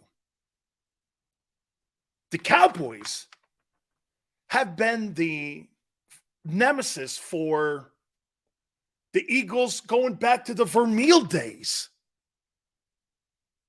Okay? Sam goes, Sills, what do you think about Jordan Davis losing 20 pounds last year during his injury rehab? It's a start. That's what I think. It's a start.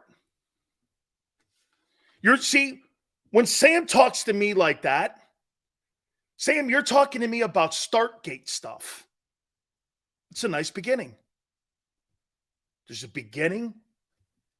And in pro sports, there's a thing called the never-ending finish line. Because you're always striving every day to get greater and better. Better shape. Better talent. More responsibilities. When you're in sports or anything that you're pursuing, there's no such thing as a finish line. There's no such thing. People think that, playing pro sports is not a race because there's no finish line. Finish line is when they tell you to go home and you can't play anymore. That's your finish line. Is when the league goes, it's over. You basically play until they kill you. Understand that. You play ball until they kill you. Because it's the toughest of Brady went through it. See, that's the problem that Brady had versus most people who get put to sleep like a dog when the NFL doesn't want you anymore. You see, the NFL puts players to sleep. Just like they do your favorite pet. They put you to sleep. That's why it's always tough, because it's the toughest divorce because it's your first true love. You can love your family, your kids, all that, but your focus your entire life has been on your career and knowing every day what it takes to play in that league. That's why Brady sacrificed his family. That's why he's conflicted now in his life. He couldn't divorce his love. His true love wasn't Giselle or his kids. It was football. And that's a contradiction in your brain. Because, of course, you love your kids. But do you really love your kids enough to step away from the game? No. You don't. You're not stepping away from the game for your kids. I'm the only one that tells you the truth. Brady could tell you what a family guy he is now. But you don't think Brady's conflicted now about going back and playing? Of course he is. You know why? Brady, there's a better... Do you guys agree with me on this? There's a better chance of Brady going back to the NFL than there is him going back to Giselle. Why? Giselle has his kids. Giselle has a family life. There's football over here. What do you think Brady has a better chance of running back to? Football or Giselle?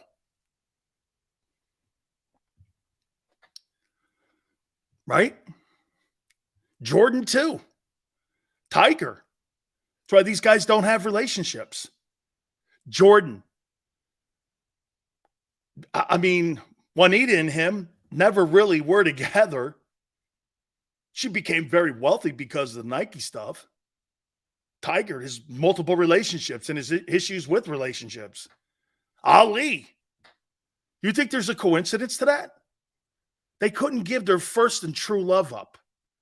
Boxing, basketball, football. It's the most difficult divorce you'll ever go through. It is. Because the last thing to go is your heart. Your ability goes first. Your heart never dies for the passion and commitment and competitive spirit. You think Jordan's the same guy he is today at 60 that he was when he was 26. His body just fell apart. Now you're tripping. Dude's washed up. Craig goes, a guy last year who had a better season throwing the ball than Jalen Carter or than Jalen Hurts is washed up. Really? Guy threw for almost 5,000 yards. Had a higher completion percentage. Threw for more touchdowns on a wounded Bucs team, and he had a shitty year. Sure, okay, guy. I don't think you're looking at it correct. That team was washed up. That team went as far as it was going to go, like the Rams. The Rams and the Bucs are the prime example of free agents running it back that were older in the tooth. Injuries played a factor in both teams. They were carbon copies of both. But at the end of the day, Brady did one of the most important things. He won the Super Bowl. You lost. And like I told you in the first hour, you lost with the better team. But you didn't have the better quarterback. That's why you lost Super Bowl 57. You lost 57 to a lesser team. That's the heart-wrenching thing about it to me, if you're an Eagle fan. You were the better team. Better quarterback beat you. That was the whole point about the first hour with Dak. Dak beat you. It's not an opinion, like Tony and I were telling you. Not to go back over that because we're going to look at the Cowboys right now. Okay? Dak's numbers against Philly are career numbers against Philly. I think that the 49ers are going to pick them up. I don't know if Brady goes there. I think Brady may contemplate playing again. I don't know. Brady played like shit last season. That's not factual. That's not factual. That is not factual. Again, one last time on that. It's absolutely not factual. It's totally not.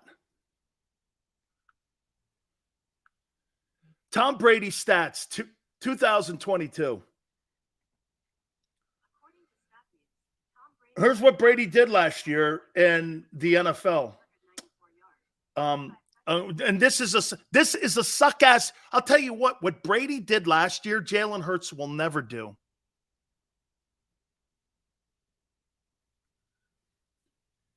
Threw the ball for 733 times, led the National Football League. Almost had 500 completions. Jalen threw the ball a total of 435. This guy had more completions than Hurts threw the ball.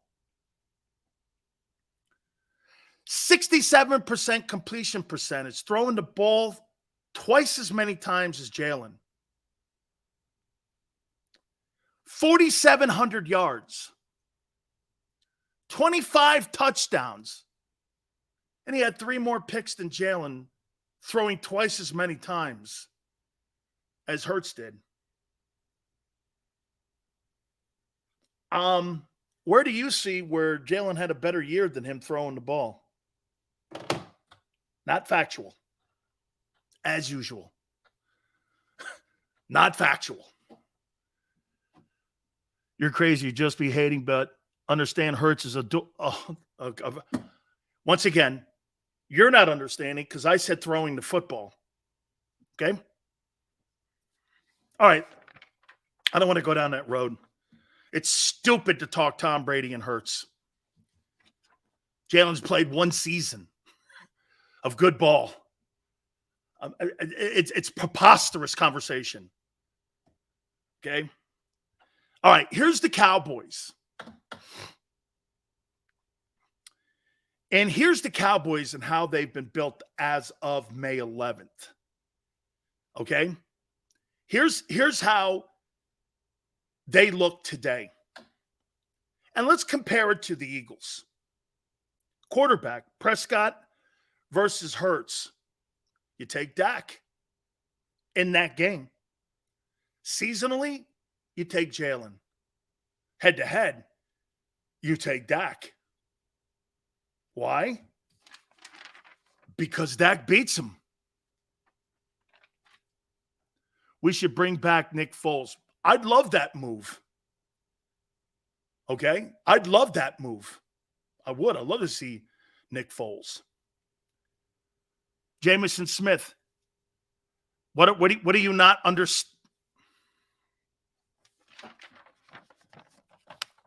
This guy, Dak Prescott, against the Philadelphia Eagles, since 2017 is 7-1.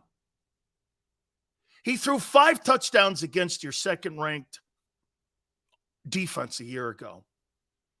He's 8-3 all time versus your team. What are you talking about in head-to-head competition? Jalen has no record versus him yet.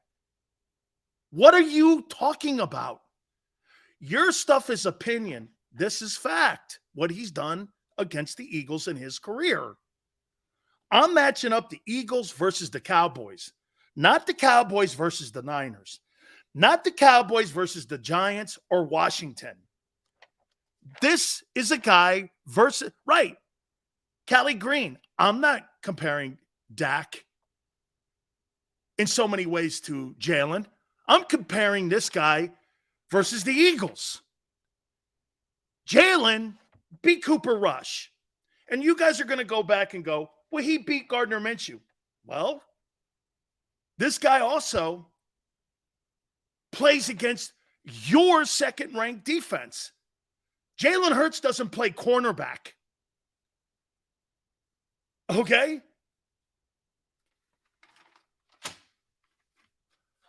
Today's not history. Well, Jalen hasn't. What has Jalen done? Let's move on. It's a dumb argument that you would compare a guy who had one great year like Wentz did to a guy who's had 11 great starts versus the Eagles. How stupid can you be? Oh, wait. I pretty much answered my own question. Tony Pollard versus DeAndre Swift. Tony Pollard's a better back. Now, hey, Tone, Pollard's coming off an injury, right? Is it an ankle injury? It's an ankle injury, right? Pollard's a better back than DeAndre Swift. He's a better back. It wasn't an ACL. It was not an ACL. It was not. It was an ankle, I believe. You may be right. What was Tony Pollard's injury in 2022? High ankle injury. Wasn't an ACL. Not true.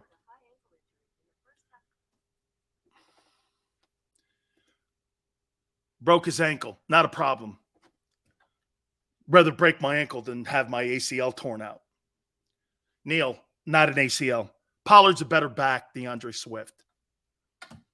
CeeDee Lamb, number 1 wideout versus AJ. Not close. CeeDee Lamb would be the third dude on the Eagle offense and probably the fourth option in the passing game. Okay? He would be the third. He wouldn't be targeted like that. Broke his fibia. That's a little more significant.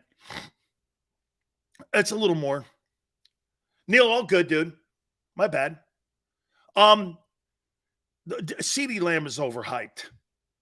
Not a chance in hell. He's better than Devontae Smith. Not a chance. Not a chance. I think CeeDee Lamb, again, is one of those Dallas Cowboy guys who the Cowboys are going to completely overpay. And, hey, do you think CeeDee Lamb's better than Amari Cooper? Or are they the same? CeeDee Lamb all-pro. Really? CeeDee Lamb, you can have him. I'll take Devontae, A.J. Brown any day, any night.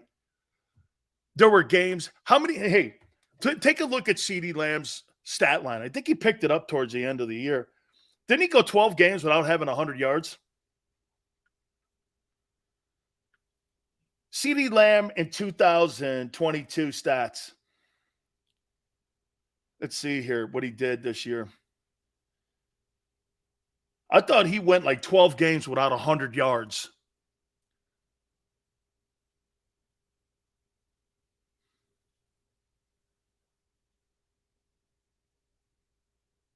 I thought he went he went here we go. Receiving. He had 1,300 yards. Pretty good. Pretty damn good. I still think he's watch this. Justin Jefferson, better. Tyreek Hill, better. Devontae Adams, better. A.J. Brown, better. Cooper Kupp, better. Jamar Chase, better.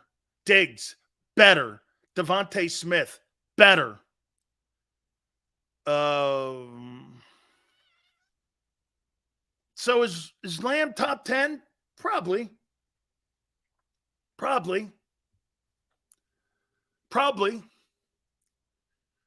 But he would be the fourth option because Goddard would get more catches. Amari? Yeah, I mean, CeeDee Lamb, Amari Cooper. Amari Cooper had 1,000 yards. I don't know. Mike Evans? CeeDee Lamb's not better than Mike Evans. No, it's not happening. Shit, Jalen Waddle's better. To me, I think, am I wrong when I say this? I think CeeDee Lamb, when I think of him, I think of T. Higgins. Correct? D-Mad goes Swift behind the Eagles' O-line. We're going to get to the Cowboys here in a minute, O-line. It's not the Eagles. You're right. Keenan Allen, Mike Williams. Good call. Look at Yale. I like Higgins more. CeeDee Lamb's overhyped. But here's where I think the Eagles and the Cowboys are kind of maybe in the same room. Follow me here. CeeDee Lamb, Brandon Cooks, Michael Gallup. Gallup coming off an injury. That's not a bad threesome. A.J. Brown, Devontae Smith, Quez. Eagles are still better because the top two guys are better. But the Cowboys got better there. Now, injuries aside, by the way, as a group, I'm saying here. Okay? As a group, they got better. CeeDee Lamb, Brandon Cooks, Michael Gallup. Not bad. It's a good group to throw the ball to. I think Dak's gonna benefit from that. Quez drops the room down. It's like you got two hot chicks and one ugly girl. You're like, damn. I got to date the ugly chick? Yeah. Still, so SoCal thinks that CD is better than AJ. Yeah, right. Dude, AJ Brown is superior to CeeDee Lamb. Are you kidding me? Have you ever seen people run from that guy? He's great in the run game. CeeDee Lamb, you know what he is in the run game? He's Casper the Ghost. He hides. AJ Brown's looking to knock your ass out. That's what I love about guys like him and DK Metcalf. Better have your head on a swivel because they're going to knock you out there. They're looking to take you out. I would not in any way want to run around in the secondary out there. If I was a strong safety and I'm just running around thinking that A.J. Brown's going to take a playoff, especially in a run-dominant team like the Eagles, dude, he's looking for contact. That's a guy who doesn't shy away from it. CD, he shies away from it. Okay? Tyler goes Dak his ass unless he plays the Eagles, you mean, right, Tyler? Unless he plays the Eagles. Then he owns you. Tight end, Jake Ferguson. Shit. Jake Ferguson versus Dallas Goedert. I mean, look, man, I'm ending that conversation right now. Come on now. Left tackle, Tyron Smith, good player. Good player. Jordan Mailata, he's not. Left guard, Tyler Smith. Good player. Landon Dickerson, I think he's taken over for Zach Martin. I think Landon Dickerson's the second best guard in the league. Tyler, what's his name? Baldes? Center? Jason Kelsey? Again, conversation ends. Right guard, Zach Martin. Well, the Eagles have a hole there right now, so obviously they win that. Terrence Steele, Lane Johnson. Dude, what makes this so messed up?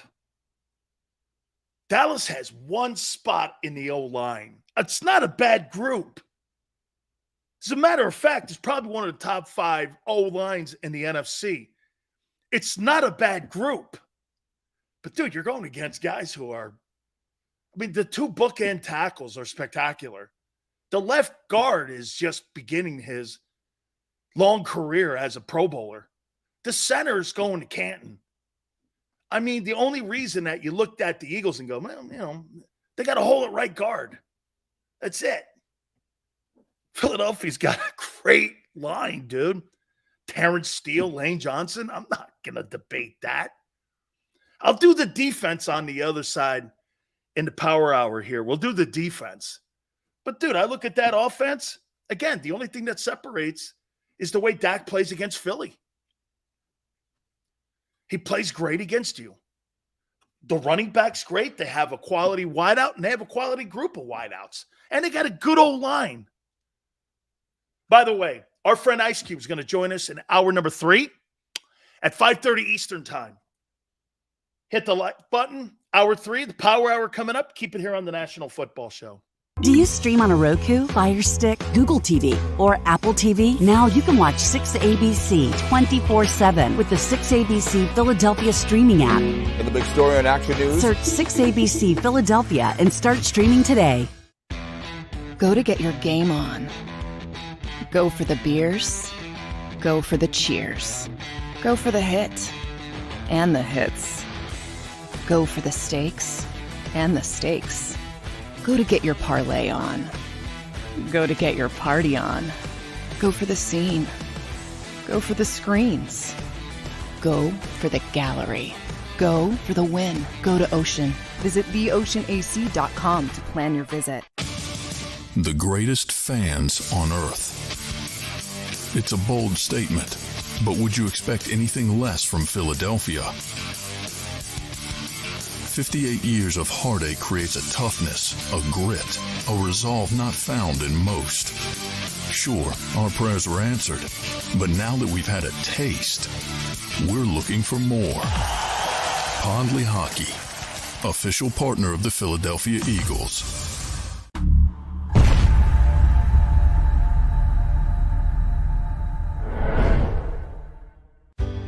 Go passionately. Go fearlessly. Go confidently. Go confidently towards your goals with First Trust, Philly's hometown bank for nearly 90 years, and the official bank of the Philadelphia Eagles. We're focused on getting you over the goal line. So go with conviction. Go with trust. Go Birds! And go forward with us by your side. First Trust Bank, the official bank of Philadelphia dreams. Oh, and go Birds. This is Governor Ed Rendell urging you to vote for my friend Judge Pat Dugan for Superior Court. I appointed Judge Dugan in 2007 to the Philadelphia Municipal Court, where he now serves as its president judge. Pat is a proud Army veteran of 23 years. He served 2 tours in Iraq and Afghanistan. He's also recommended by the Philadelphia Bar Association. But most importantly, he bleeds Eagles green and hates those Dallas Cowboys. So get out and vote for number 3, Judge Pat Dugan for Superior Court. Paid for by Dugan 2023.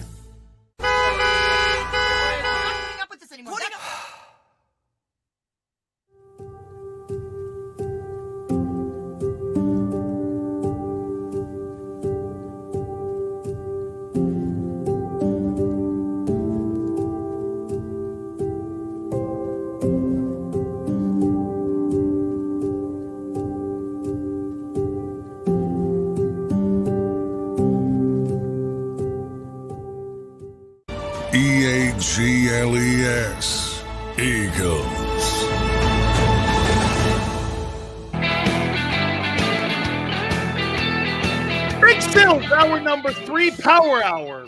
Ice Cube, bottom of the hour, is going to join us. We're going to get to him. By the way, really early 2024 top 32 best players in the upcoming draft for April of next year. I want to look at that. We're going to look at the Cowboys here in a second. I also want to throw this topic out to you here. I don't know if it's a topic more so than anything. It's kind of a comment here. I'm going to get to the Dallas defense here. We talked a little bit about the. By the way, Eagles have a superior offense to the Cowboys. Superior offense, superior. Dak though beats them, and again we saw that play out in Super Bowl 57. The lesser team, better quarterback beat Philly. And what I heard today with the coordinators talking, they're going to run the same defense. Well, Dak ate that up last year for 5 touchdowns. Okay? Dak ate that up last year. I don't know if I want to be throwing the same defense at Dak Prescott, who killed that Cowboy or who killed that Eagle defense last year, and you got lesser experience on it. Real quick, I want to hit on this for one thing. This is going to sound absolutely wild and crazy when I say this to you. COVID-19 was the greatest thing on the planet that ever happened to the Southeastern Conference. It was the greatest thing ever happened to them. And here's why. When every other conference was playing politics, canceling games, waffling on what they were going to do, players decided that they wanted to play in the SEC and stay home or transfer to the SEC schools. You want to know why the gap is so wide and like the SEC looks like the Premier League versus the Big Ten or Pac-12 or ACC or Big 12? They didn't play politics. They barreled through COVID-19. They didn't care. They knew some of the stuff was not factual.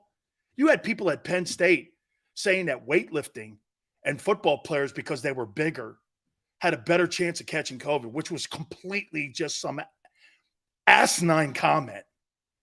Turned out to be just a theory and a hypothesis. But Penn State canceled games over that. Why? That's why some of those programs, every time they line up against SEC schools, they get murdered. The SEC was having none of that. They played every game during the pandemic and through it. And get this, kids just wanted to play when other conferences were playing politics. COVID-19 did more damage in the politics of college football than the pandemic itself. The politics not only hurt our country, but college sports, it devastated the snowflake Big Ten and Pac-12. Devastated it. Do you know that the Pac-12 only had 25 guys drafted in the NFL draft? 25 guys. It's got to be the lowest number in decades. Right? Kids in the Southeastern Conference, they played through it. Those schools were not going to. They were not going to not. Mike McCarthy didn't mess up play calling. Dak Prescott may have had 2 1,000-yard receivers. He wasn't the play caller last year. Kellen Moore was. Yell goes, I know a couple people died from it. Yell, I'm not saying it wasn't a disease out there. I'm saying, well, Yell, is my take wrong? I'm not talking about whether or not there was a disease or not. I'm talking about how college sports handled it and how some didn't handle it. That's what I'm saying.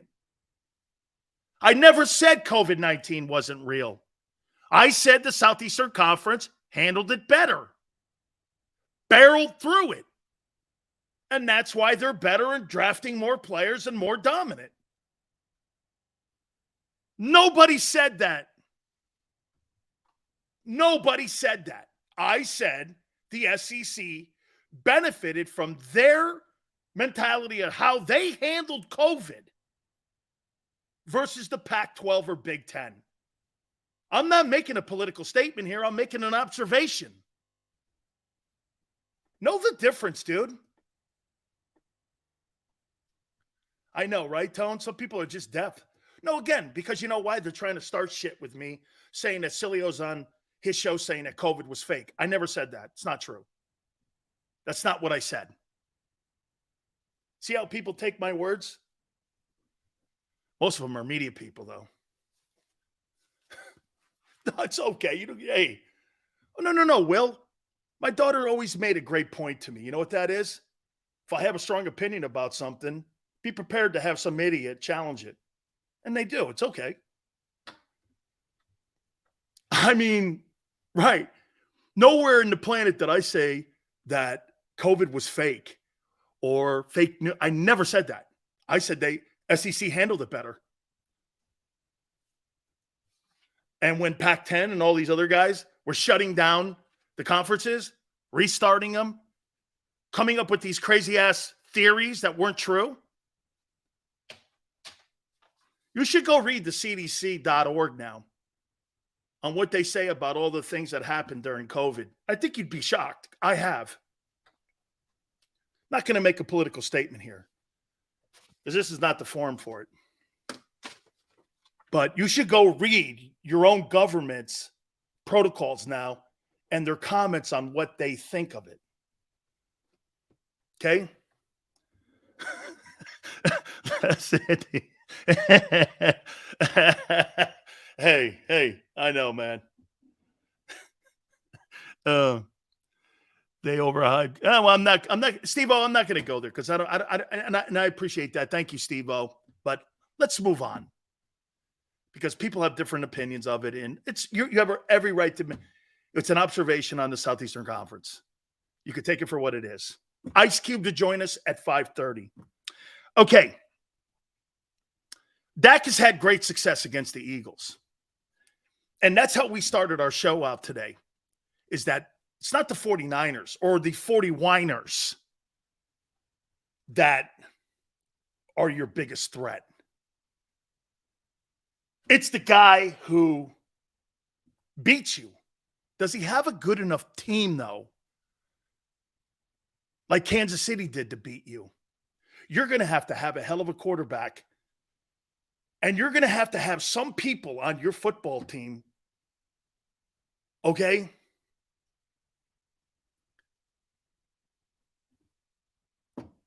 Yes, Joseph. That's correct. I buy that, Joseph. And I do think the Cowboys. Do you think how about this? Tone, you look at this offense here and you look at this defense with the Cowboys. Do the Cowboys have the same? If you take Patrick Mahomes away, do you see the same football team Kansas City has? I don't think Kansas City's an overly talented football team. Chris Jones, Travis Kelce, and Patrick Mahomes. Are there really? They got an O-lineman in there that's pretty good. They got an O-lineman in there that's pretty good. Cowboys have a great defense, Jay SoCal says. Just take a look at that. DeMarcus Lawrence. Is he better than any defensive end the Eagles have? Yes. Better than Brandon Graham. And he's better than Josh Sweat. Yes. Mozzie Smith, rookie. Not a chance in hell. He's better than Jordan Davis, let alone Jalen Carter or Fletcher Cox. Okay? Not a chance. Ozzie Odenwa, right defensive tackle. Pretty good ball player still. I think the Eagles have a better interior. Micah Parsons, right DE. Their ends are better than your ends. But I still think the Eagles have the better front four. Okay? I think the Eagles have a better front four. The Cowboys have better ends. Michael Parsons, right defensive end. DeMarcus Lawrence. Those are your two pass rushers. Are they better than Josh Sweat and Brandon Graham? Yeah. Yes, they are. But as a group, Eagles are better. As a group. Let's take a look at the linebackers here. Will linebacker, Van Der Esch. Better than anything Philly has. MLB, Jabril Cox. Not bad. Better than Nakobe? As of now, he is. Strong side linebacker, DeMarvin Overshown. The Cowboys have a better linebacking core than you do. Probably by default. Okay? Probably by default. So, this is closer than I thought. Who has the better front seven? Pretty close. Cowboys have you in linebackers and ends. You have them as an overall group in the front four. Because, look, DeMarcus Lawrence and Michael Parsons is better than Philadelphia's edge rushers. Yes. But with Jalen Carter, Fletcher Cox, and Jordan Davis and the whole group, I think Philly's got the better group. Plus Reddick at the line. Yeah. So, okay. In your linebackers, Reddick, they've got 4 guys or 3 guys. You don't have any guys that we know of yet. Hey, get this. Nakobe may turn out. We don't know that yet. These guys are pretty decent players. Again, you think you have a better linebacker than Van Der Esch? Who's that? And for the record, I don't really think much of Hassan Reddick as a tackler or cover guy. I don't. He's not very good at it. He's not very good at that. He's a great edge rusher. I wouldn't say Dean sucks. How do you know he sucks? I don't know that yet. Nolan Smith, again, D, we got to get him on the field. D, that's potential again. Potential means they haven't done it yet. That's all that is.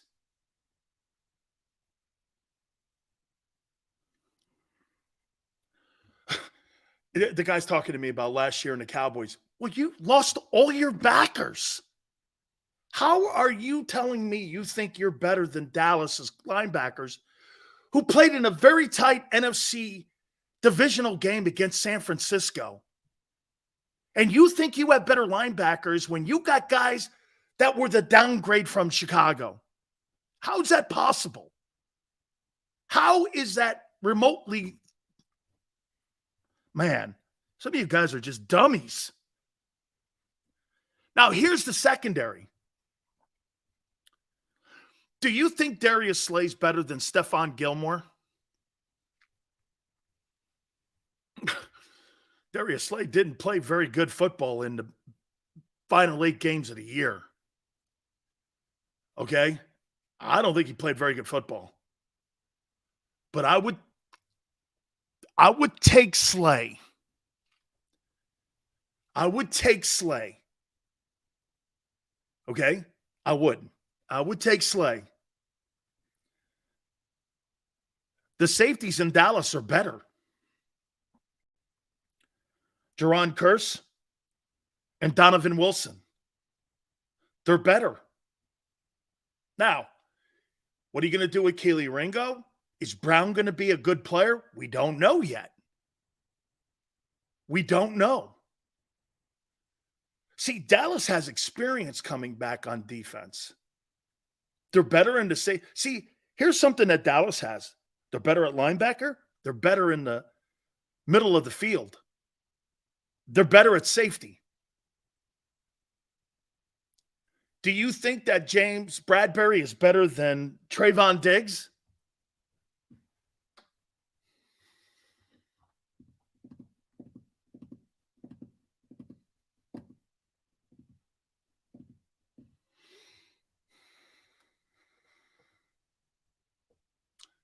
Diggs gambles a lot. I hate that. I hate that. It's not, obviously. Diggs was an all-pro. Bradbury was not.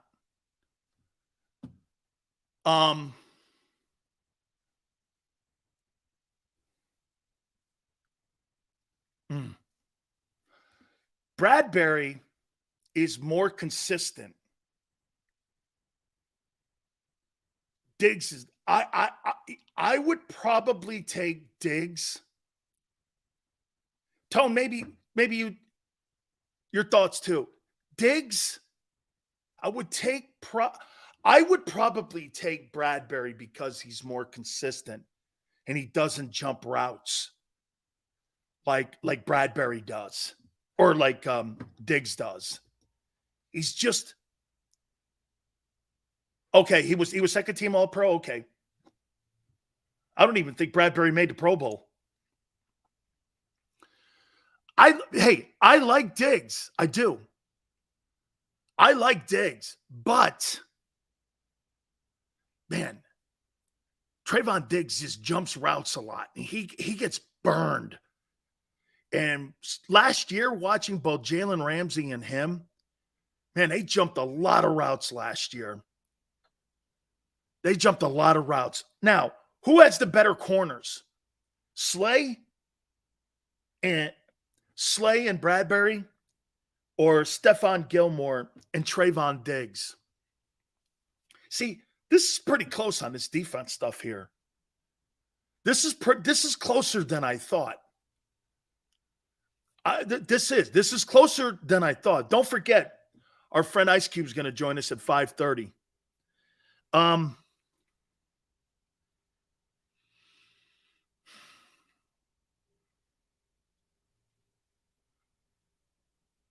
I would take Slay and Bradbury over Gilmore and Diggs because I do think that Stephon Gilmore is a little long in the tooth. Okay, I would. But don't you feel this? Maybe you disagree with me on this. I think the Cowboys have more experience, and I think their edges are better. Their backers are better. Their safeties are better. The corners are right in the conversation with Philly. So in all, the Cowboys might actually have a better defense than Philly. Now that you look at it, I didn't think it was this close, but it is. There's more experience. You got better defensive ends in Dallas. The Eagles have the better tackles. The Cowboys have the better backers, more experienced linebackers. The corners are compatible. The safeties are better. Am I wrong? Experienced losers. Okay. I'm not talking about the results here a little bit here, but I'm talking about matching them up against Philly because again, the conversation, I know, Tom, some people just miss it. The conversation today is matching Dallas up versus Philly because that's the team that I think when the schedule comes out tonight, that's the team that I think that the Eagles have to be the most concerned about because Prescott's success against you. Okay? Okay? I mean, that to me, that's the team. It's not San Francisco. Until San Francisco can figure out what to do at the quarterback position, they're going to struggle at winning the most important games at the end of the year. Dak had a horrible season last year. There's no getting around that. But I think they addressed it by Brandon Cooks, Michael Gallup coming back, and CeeDee Lamb. It's a good group. Are their wide receivers comparable? And with the tight end, is their passing game comparable to the Eagles? No. However, Dak beats you. That's the offset. Dak Prescott better clean. Tony, I think Dak Prescott's entire contract extension, I think it's based on what he does versus Philadelphia and in the NFC East this year. I think if he doesn't put up really great numbers. And I don't think if he puts up good enough wins and a good enough win total, I think they're going to be in trouble. I really do. I think they're going to be in massive trouble this year if they don't do that. So, yeah. So overall, Dallas had a good offseason. Dallas has a team that can beat Philly and get to the NFC title game. Why do I say that? Well, the same thing I said in Super Bowl 57. Kansas City, wouldn't you say this, guys, Tone, everyone? This is Kansas City this is the Kansas City Chiefs without Patrick Mahomes. What's the difference? They got better receivers in Kansas City. They got better edge rushers in Kansas City. They got better linebackers in Kansas City. They have more experienced corners in Kansas City. They have better safeties in Kansas City. They got a better or as good a line as Kansas City. And they got a good back. Coaching, sure. You put Patrick Mahomes on this team and you change the helmets, looks like the Kansas City Chiefs to me. This is why Dallas is the team. That was the tight end. Roland, I'm with you. I don't know who the hell this guy, Jake Ferguson, is. I have no idea who this dude is. We exposed Jalen. Jalen was hurt last year. Again, when I talk about Jalen Hurts, and I said Jalen didn't play well in the divisional game, or as Tone said, maybe not so much the Giant game. I think maybe it'd be reversed.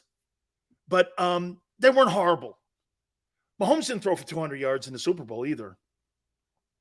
So, again, you take everything in context here with this stuff here. Who's afraid of the Cowboys? Nobody said. Well, I'm awake, or you? Well, I don't know about you. Who's afraid of the Cowboys? Well, you haven't. Again, it's not the Cowboys. It's Dak. It's experienced quarterbacks that do a good job against the Eagles. You're missing the point again. Who's afraid of the Cowboys? Well, how can you say that when Prescott's had the success against you? Nobody's saying, again, I'm not talking the Cowboys versus the rest of the NFC here. I'm talking the Dallas Cowboys. Okay? And I'm talking the Dallas Cowboys and how they play against you. And how they play against you in the division. Dallas doesn't have Zeke this year. Pollard's a better back. He should get more carries. Plus, he's a more versatile back. My opinion, Dallas has been trying to get to that and get to that style of play more so than ever. He catches the ball. What they do with Tony Pollard, to me, I think you're going to see more use of Tony Pollard. They're going to put him in the slot. I've seen Tony Pollard lined up out wide at times. Tony Pollard's a better back than DeAndre Swift. And I love Swift. I told you, I love the sign. Arthur goes, bring on the Cowboys. Well, when you say that, bring on the Cowboys, you should say that, first and foremost. But at the end of the day, the Cowboys, Dak does beat you. Reg says, Sills, I'm more worried about Washington. Washington doesn't have a quarterback. We just need once they take the rest. I don't know what that means. Sorry, dude. We are talking regular season over playoffs because if you ask me, Jalen has more experience, more wins in the regular season and post. Rome. I'm talking about Dak Prescott versus the Eagles, whether it's in the postseason or whether it's in the regular season. Every time he lines up against you, he beats you pretty much. And since 2017, he's 7-1. What are you talking about? Okay? What exactly are you talking about? This is why Patricia's brought in elite defensive coach. I was listening to Sean Desai today, and I was listening to what he was saying. And I actually like him. I really do. I actually like the guy. I think the guy really I think he brought a lot to the table today. I really did. I thought he brought a lot to the table, man. He was really awesome. Really great stuff today, too. So one more time here. Really great stuff to listen to what the coordinators were talking. I like people that inspire people. I like defensive people that inspire folks. That's the kind of stuff that I talk about. Okay? There's no such thing as a finish line, my friends. There is absolutely no such thing as a finish line. And you heard that with him. You heard that.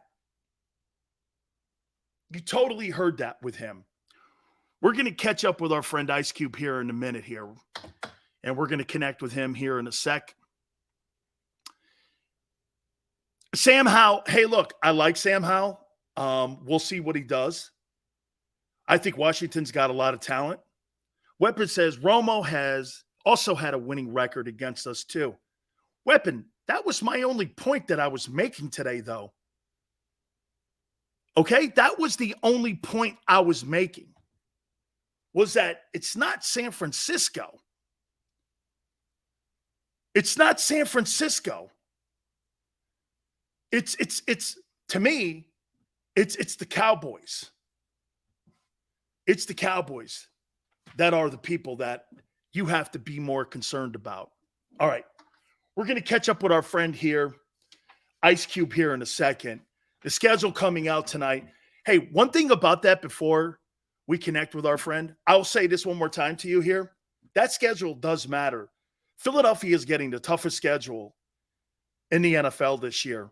And I think where these teams fall tonight and where you play them early or late, I think it's going to have a lot to do with the kind of success that the football team is going to have this year. Okay? I do. I think scheduling matters. Not that I'm one of those guys that go, well, you're going to win 12 games, 13 games, 14. That's not the guy that kind of I am. But again, I think it does matter who you play early, who you play late. Again, timing has a lot to do with it. Look at the way the Eagles played last year, how great they played. All throughout the year until they got injuries at the end of the season.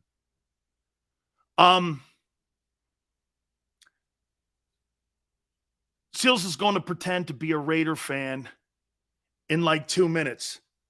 JM goes like this. Seals is going to pretend to be a Raider fan in 2 minutes.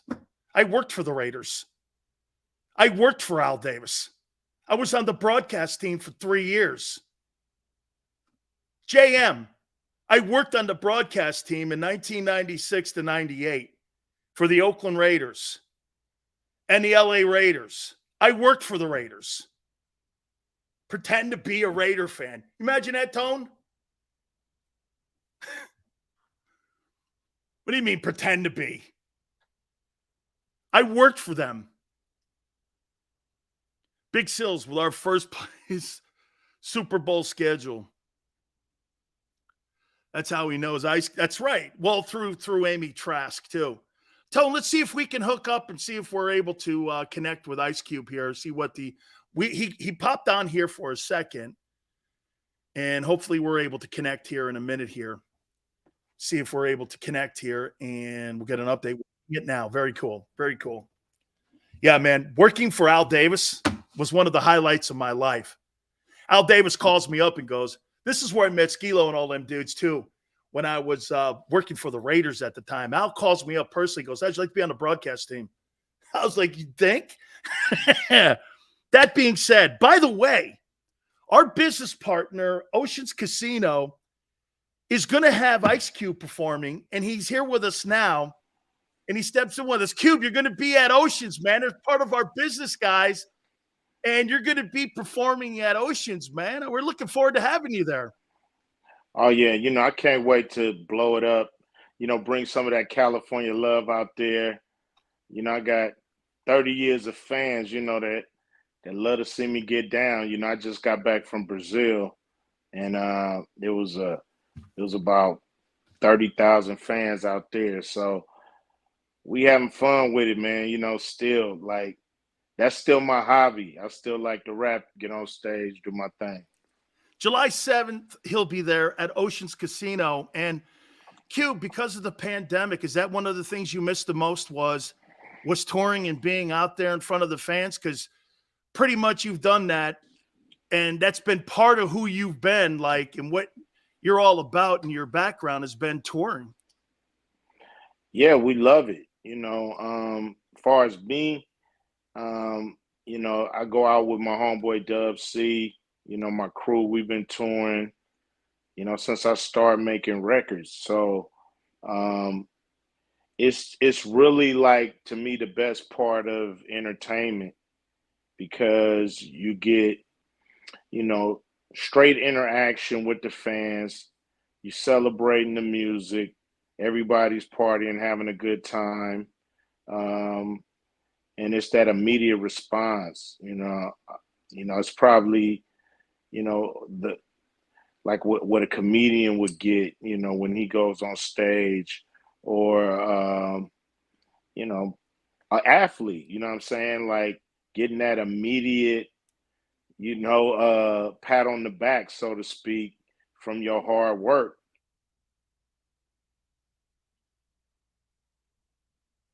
This thing, man, leave me alone.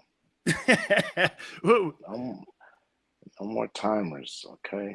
Let's see if we can reconnect here with Cube here. I think he's with us here. We just got to get connected. I love that too, Cube, because you know what? Like you said, you get that rush there when you're touring there, man. And I see you all the time, especially over on your Twitter page, man. You post some great videos of you being on tour there. Let me get to your Lakers here, man. The biggest enigma I've ever seen. We got one in Philly with James Harden, and you got one with Anthony Davis, man. One night, that guy looks like he's Jabbar. The next night, he kind of looks like Kwame Brown. I mean, they've got to have him play big if they're going to win this series. Do you think that's a fair comment for them to close out the Warriors? Well, we have a big team compared to the Warriors. Our team is a little more athletic. So I don't know if he has to play big for us to win. You know, everybody forget about D'Angelo Russell.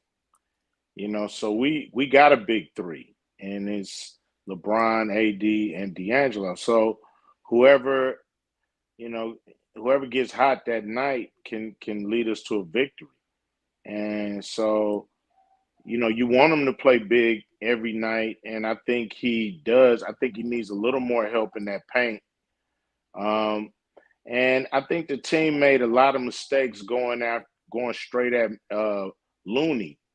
You know, it's like he's the best defensive player they have besides Draymond, and here they go going straight at him. Sorry about my phone. You know, I'm on the one here right now. But they're going straight at him. He's poking the ball away, and I'm like, leave that dude alone. You know, find a damn mid-range shot in your arsenal. You don't have to go all the way into the jaws of Looney, who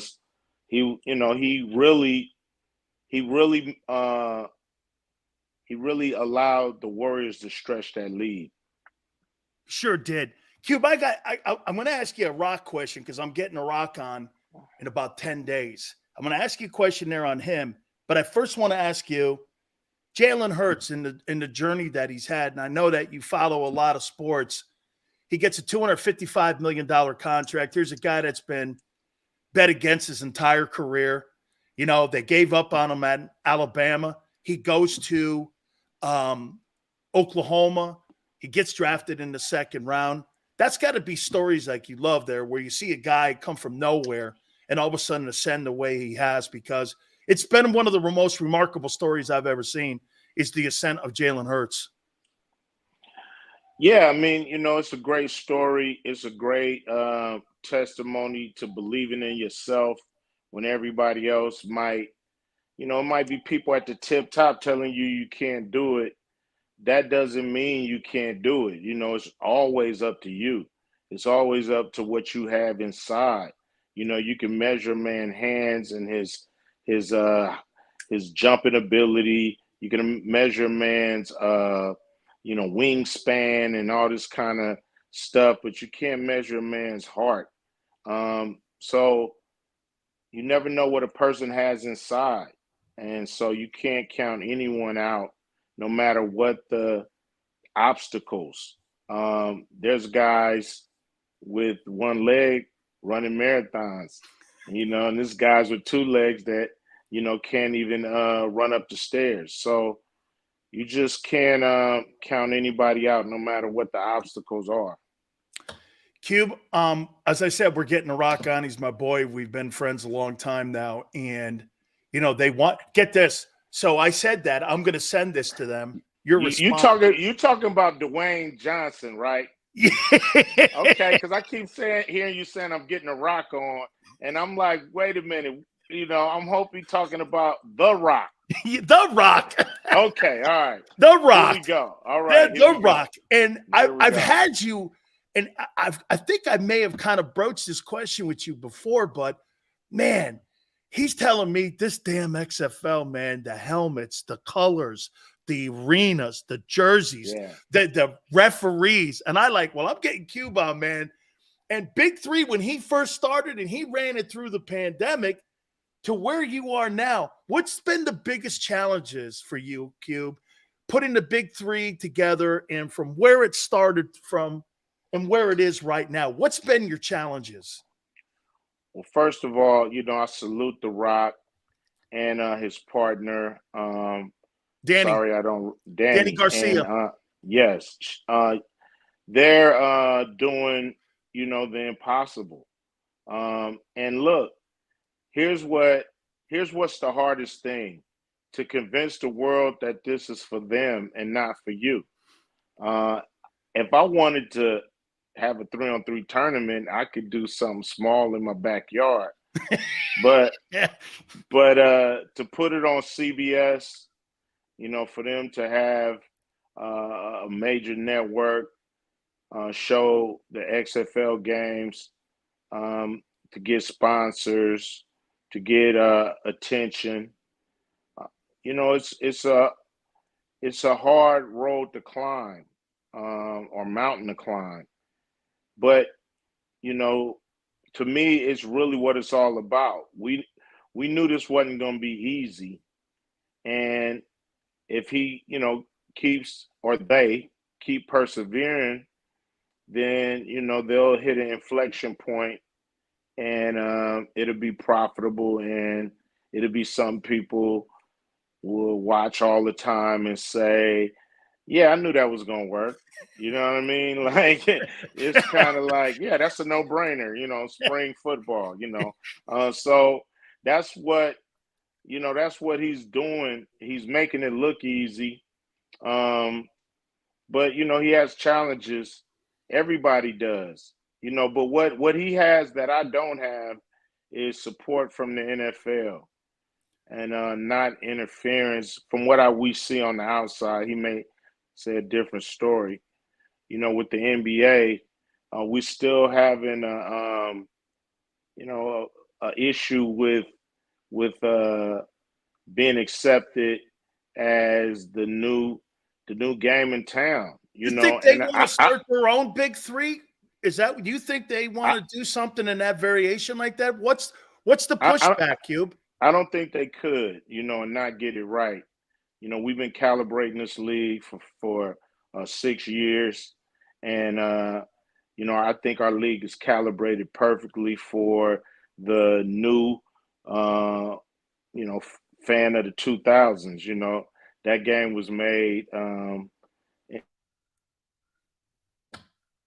Sorry, good. We'll get them back here. There you go. That game was made last century. So they have some catching up to do when it comes to making it faster, innovating, doing things outside the box. So we're not worried about that. I remember boxing would not embrace UFC. And one day boxing looked up and everybody was watching UFC. And they're still trying to kind of get back to their top-notch status. So, you know, will that happen? Who knows? Could it happen? Of course.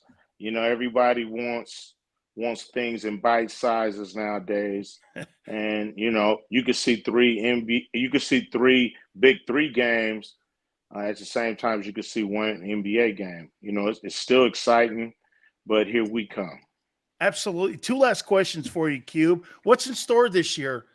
Anything different? I mean, has it expanded?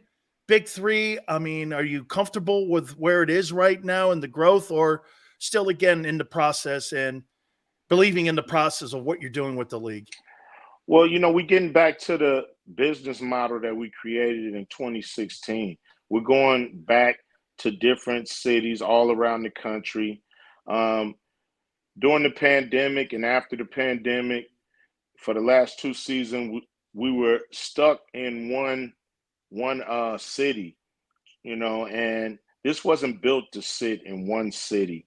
This was built to go around the world. And so, you know, we're back to that. So we want to, you know, do what we do best, you know, get people in the buildings. You know, we're going to be in Chicago. We're going to be in Charlotte, New York, Dallas, Memphis, Charlotte.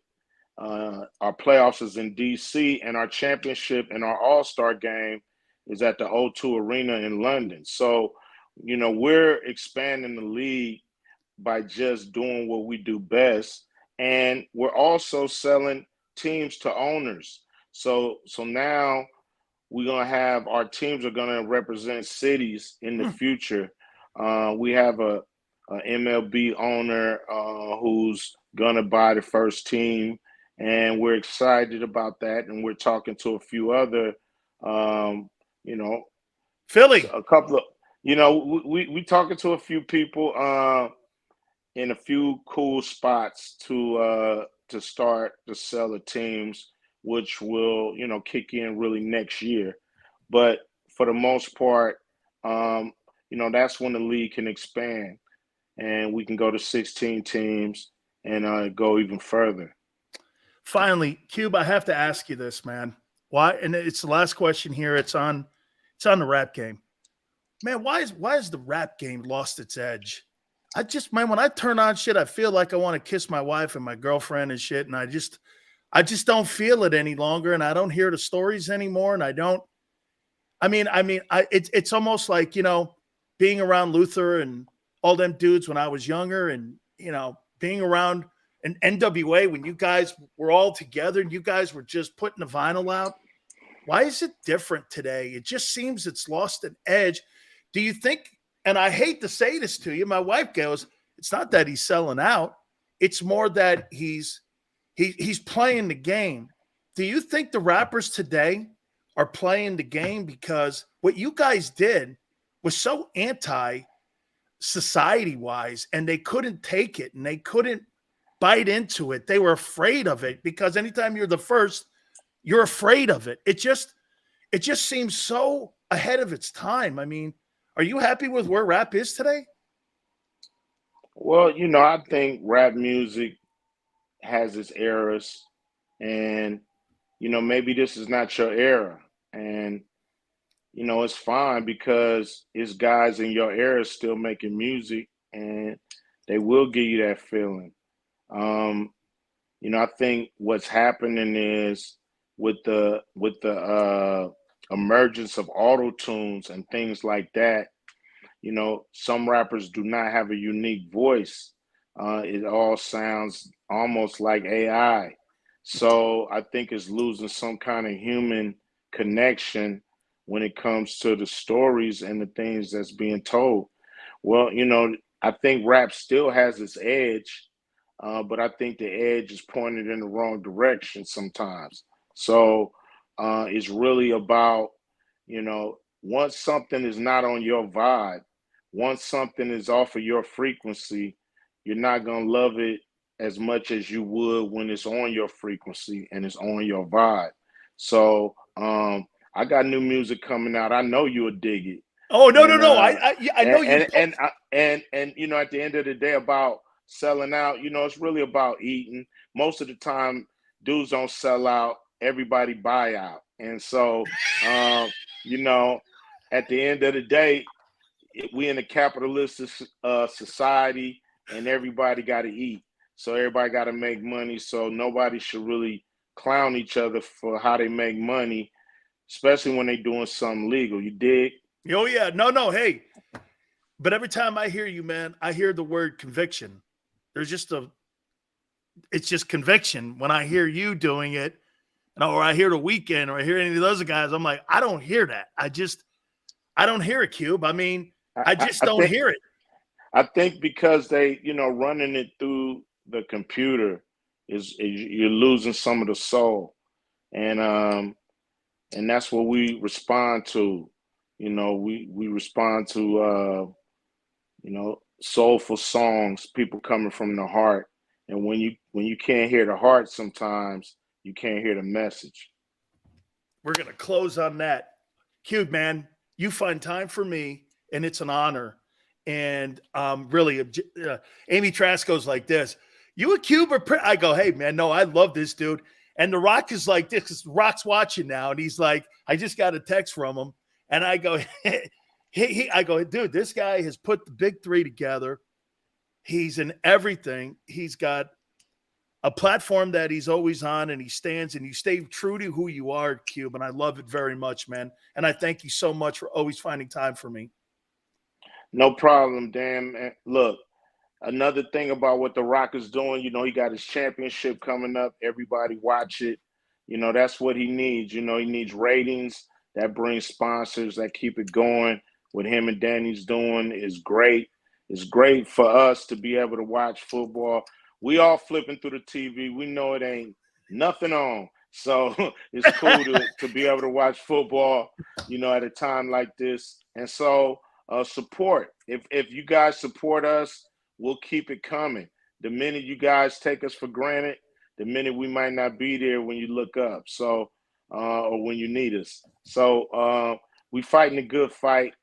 And I appreciate you for letting me come on your show and just tell my version of what's going on when it comes to the big three and everything else that I, you know, think I know what I'm talking about. July 7th at Oceans Casino, one of our business partners. And the folks at Oceans, by the way, are also watching.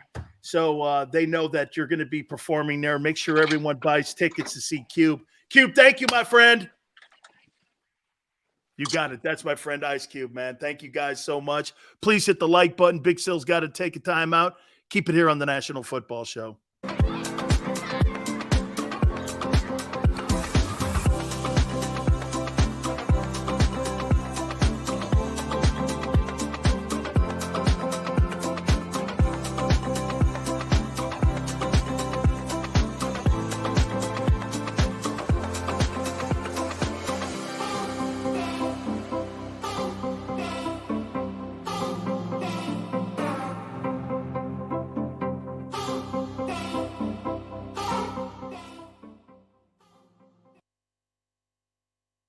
Heading down the shore, have a ball once more. Here, imaginations run wild and time stands still.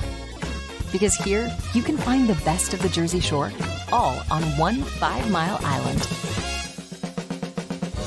So leave the old you behind and get lost in the woods.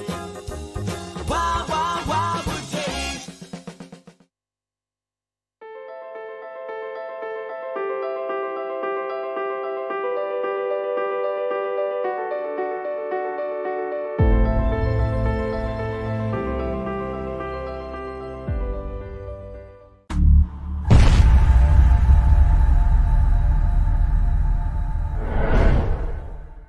This is Governor Ed Rendell urging you to vote for my friend Judge Pat Dugan for Superior Court. I appointed Judge Dugan in 2007 to the Philadelphia Municipal Court, where he now serves as its president judge. Pat is a proud Army veteran of 23 years. He served 2 tours in Iraq and Afghanistan. He's also recommended by the Philadelphia Bar Association. But most importantly, he bleeds Eagles green and hates those Dallas Cowboys. So get out and vote for number 3, Judge Pat Dugan for Superior Court. Paid for by Dugan 2023. Hi everybody, my name's Jason Lombardi. I'm an inspector at DryTech. At DryTech we offer 3 major services, the first one being basement waterproofing. The second service we offer is foundation and structural repairs. And then the third service that we offer is mold remediation. If you feel you are having a waterproofing issue, give DryTech a call or check us out online.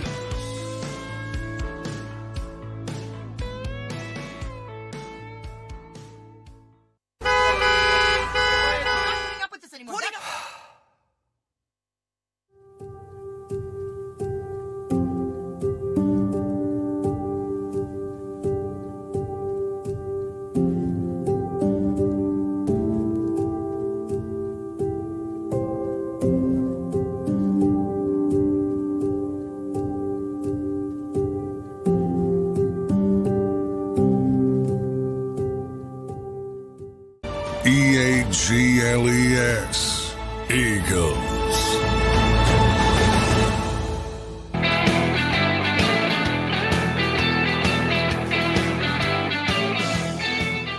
Keep talking.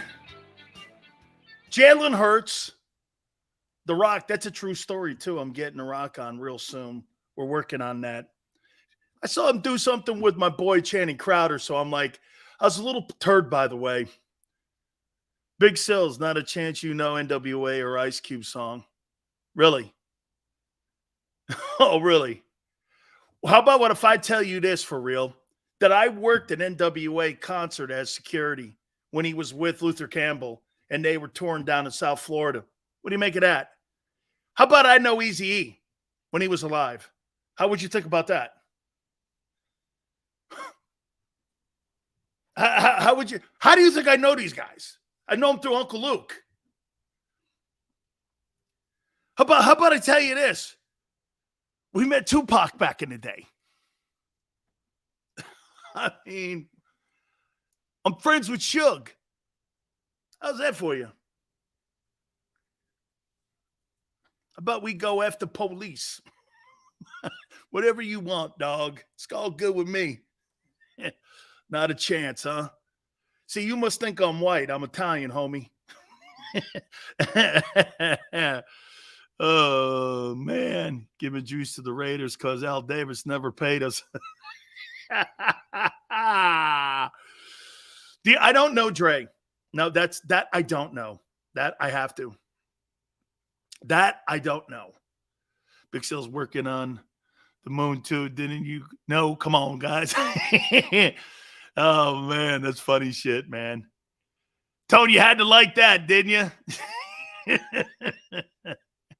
Hey, Tone, we have to get the Twitter thing up that on Jalen and on The Rock, if we could, please.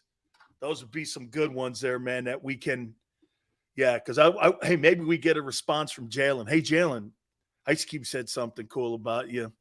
Love that, your journey and everything that you've gone through. Yeah, hey, Yale, how many times is this now Ice Cube's been on the program? 5? I think it's like 5. 5 times. I'm Italian, homie. Yeah, hey, Sills ain't white, dude. Big Sills is Italian. Sicilian. Okay? For real, it's all good, man. It's crazy because I tell people, man, in my years of just doing this, you run into folks. The Wayans brothers, I know. I have no idea how. Like doing comedy clubs in particular cities that I worked in, they would come in and go, hey, we'd love to come on your show. Okay. So Damon Wayans will come on our show. And, you know, I've posted pictures of that a bunch of times. Honestly, man, it's just, hey, I want to come in. I think I even had, I'm trying to think, I don't believe we had Eminem on. I think he was a call-in. I think Eminem was a call-in when I was doing a show in Tampa. I think he was a call-in. I don't think he ever came in. Hey, man, all good stuff. I really appreciate you guys. You guys have been fantastic. I can't wait to see this is going to sound so dorky and geeky. I can't wait to see how the schedule plays out tonight. So we'll have a lot to hit on that on Friday. I appreciate you guys stepping in with us. Thank you so much. Big Joe, Xander, thank you. Tone, you are killing it as you always do, and I thank you very much. Thank you, my friend. God bless everybody. 3 to 6 tomorrow, and we'll see you on the flip side.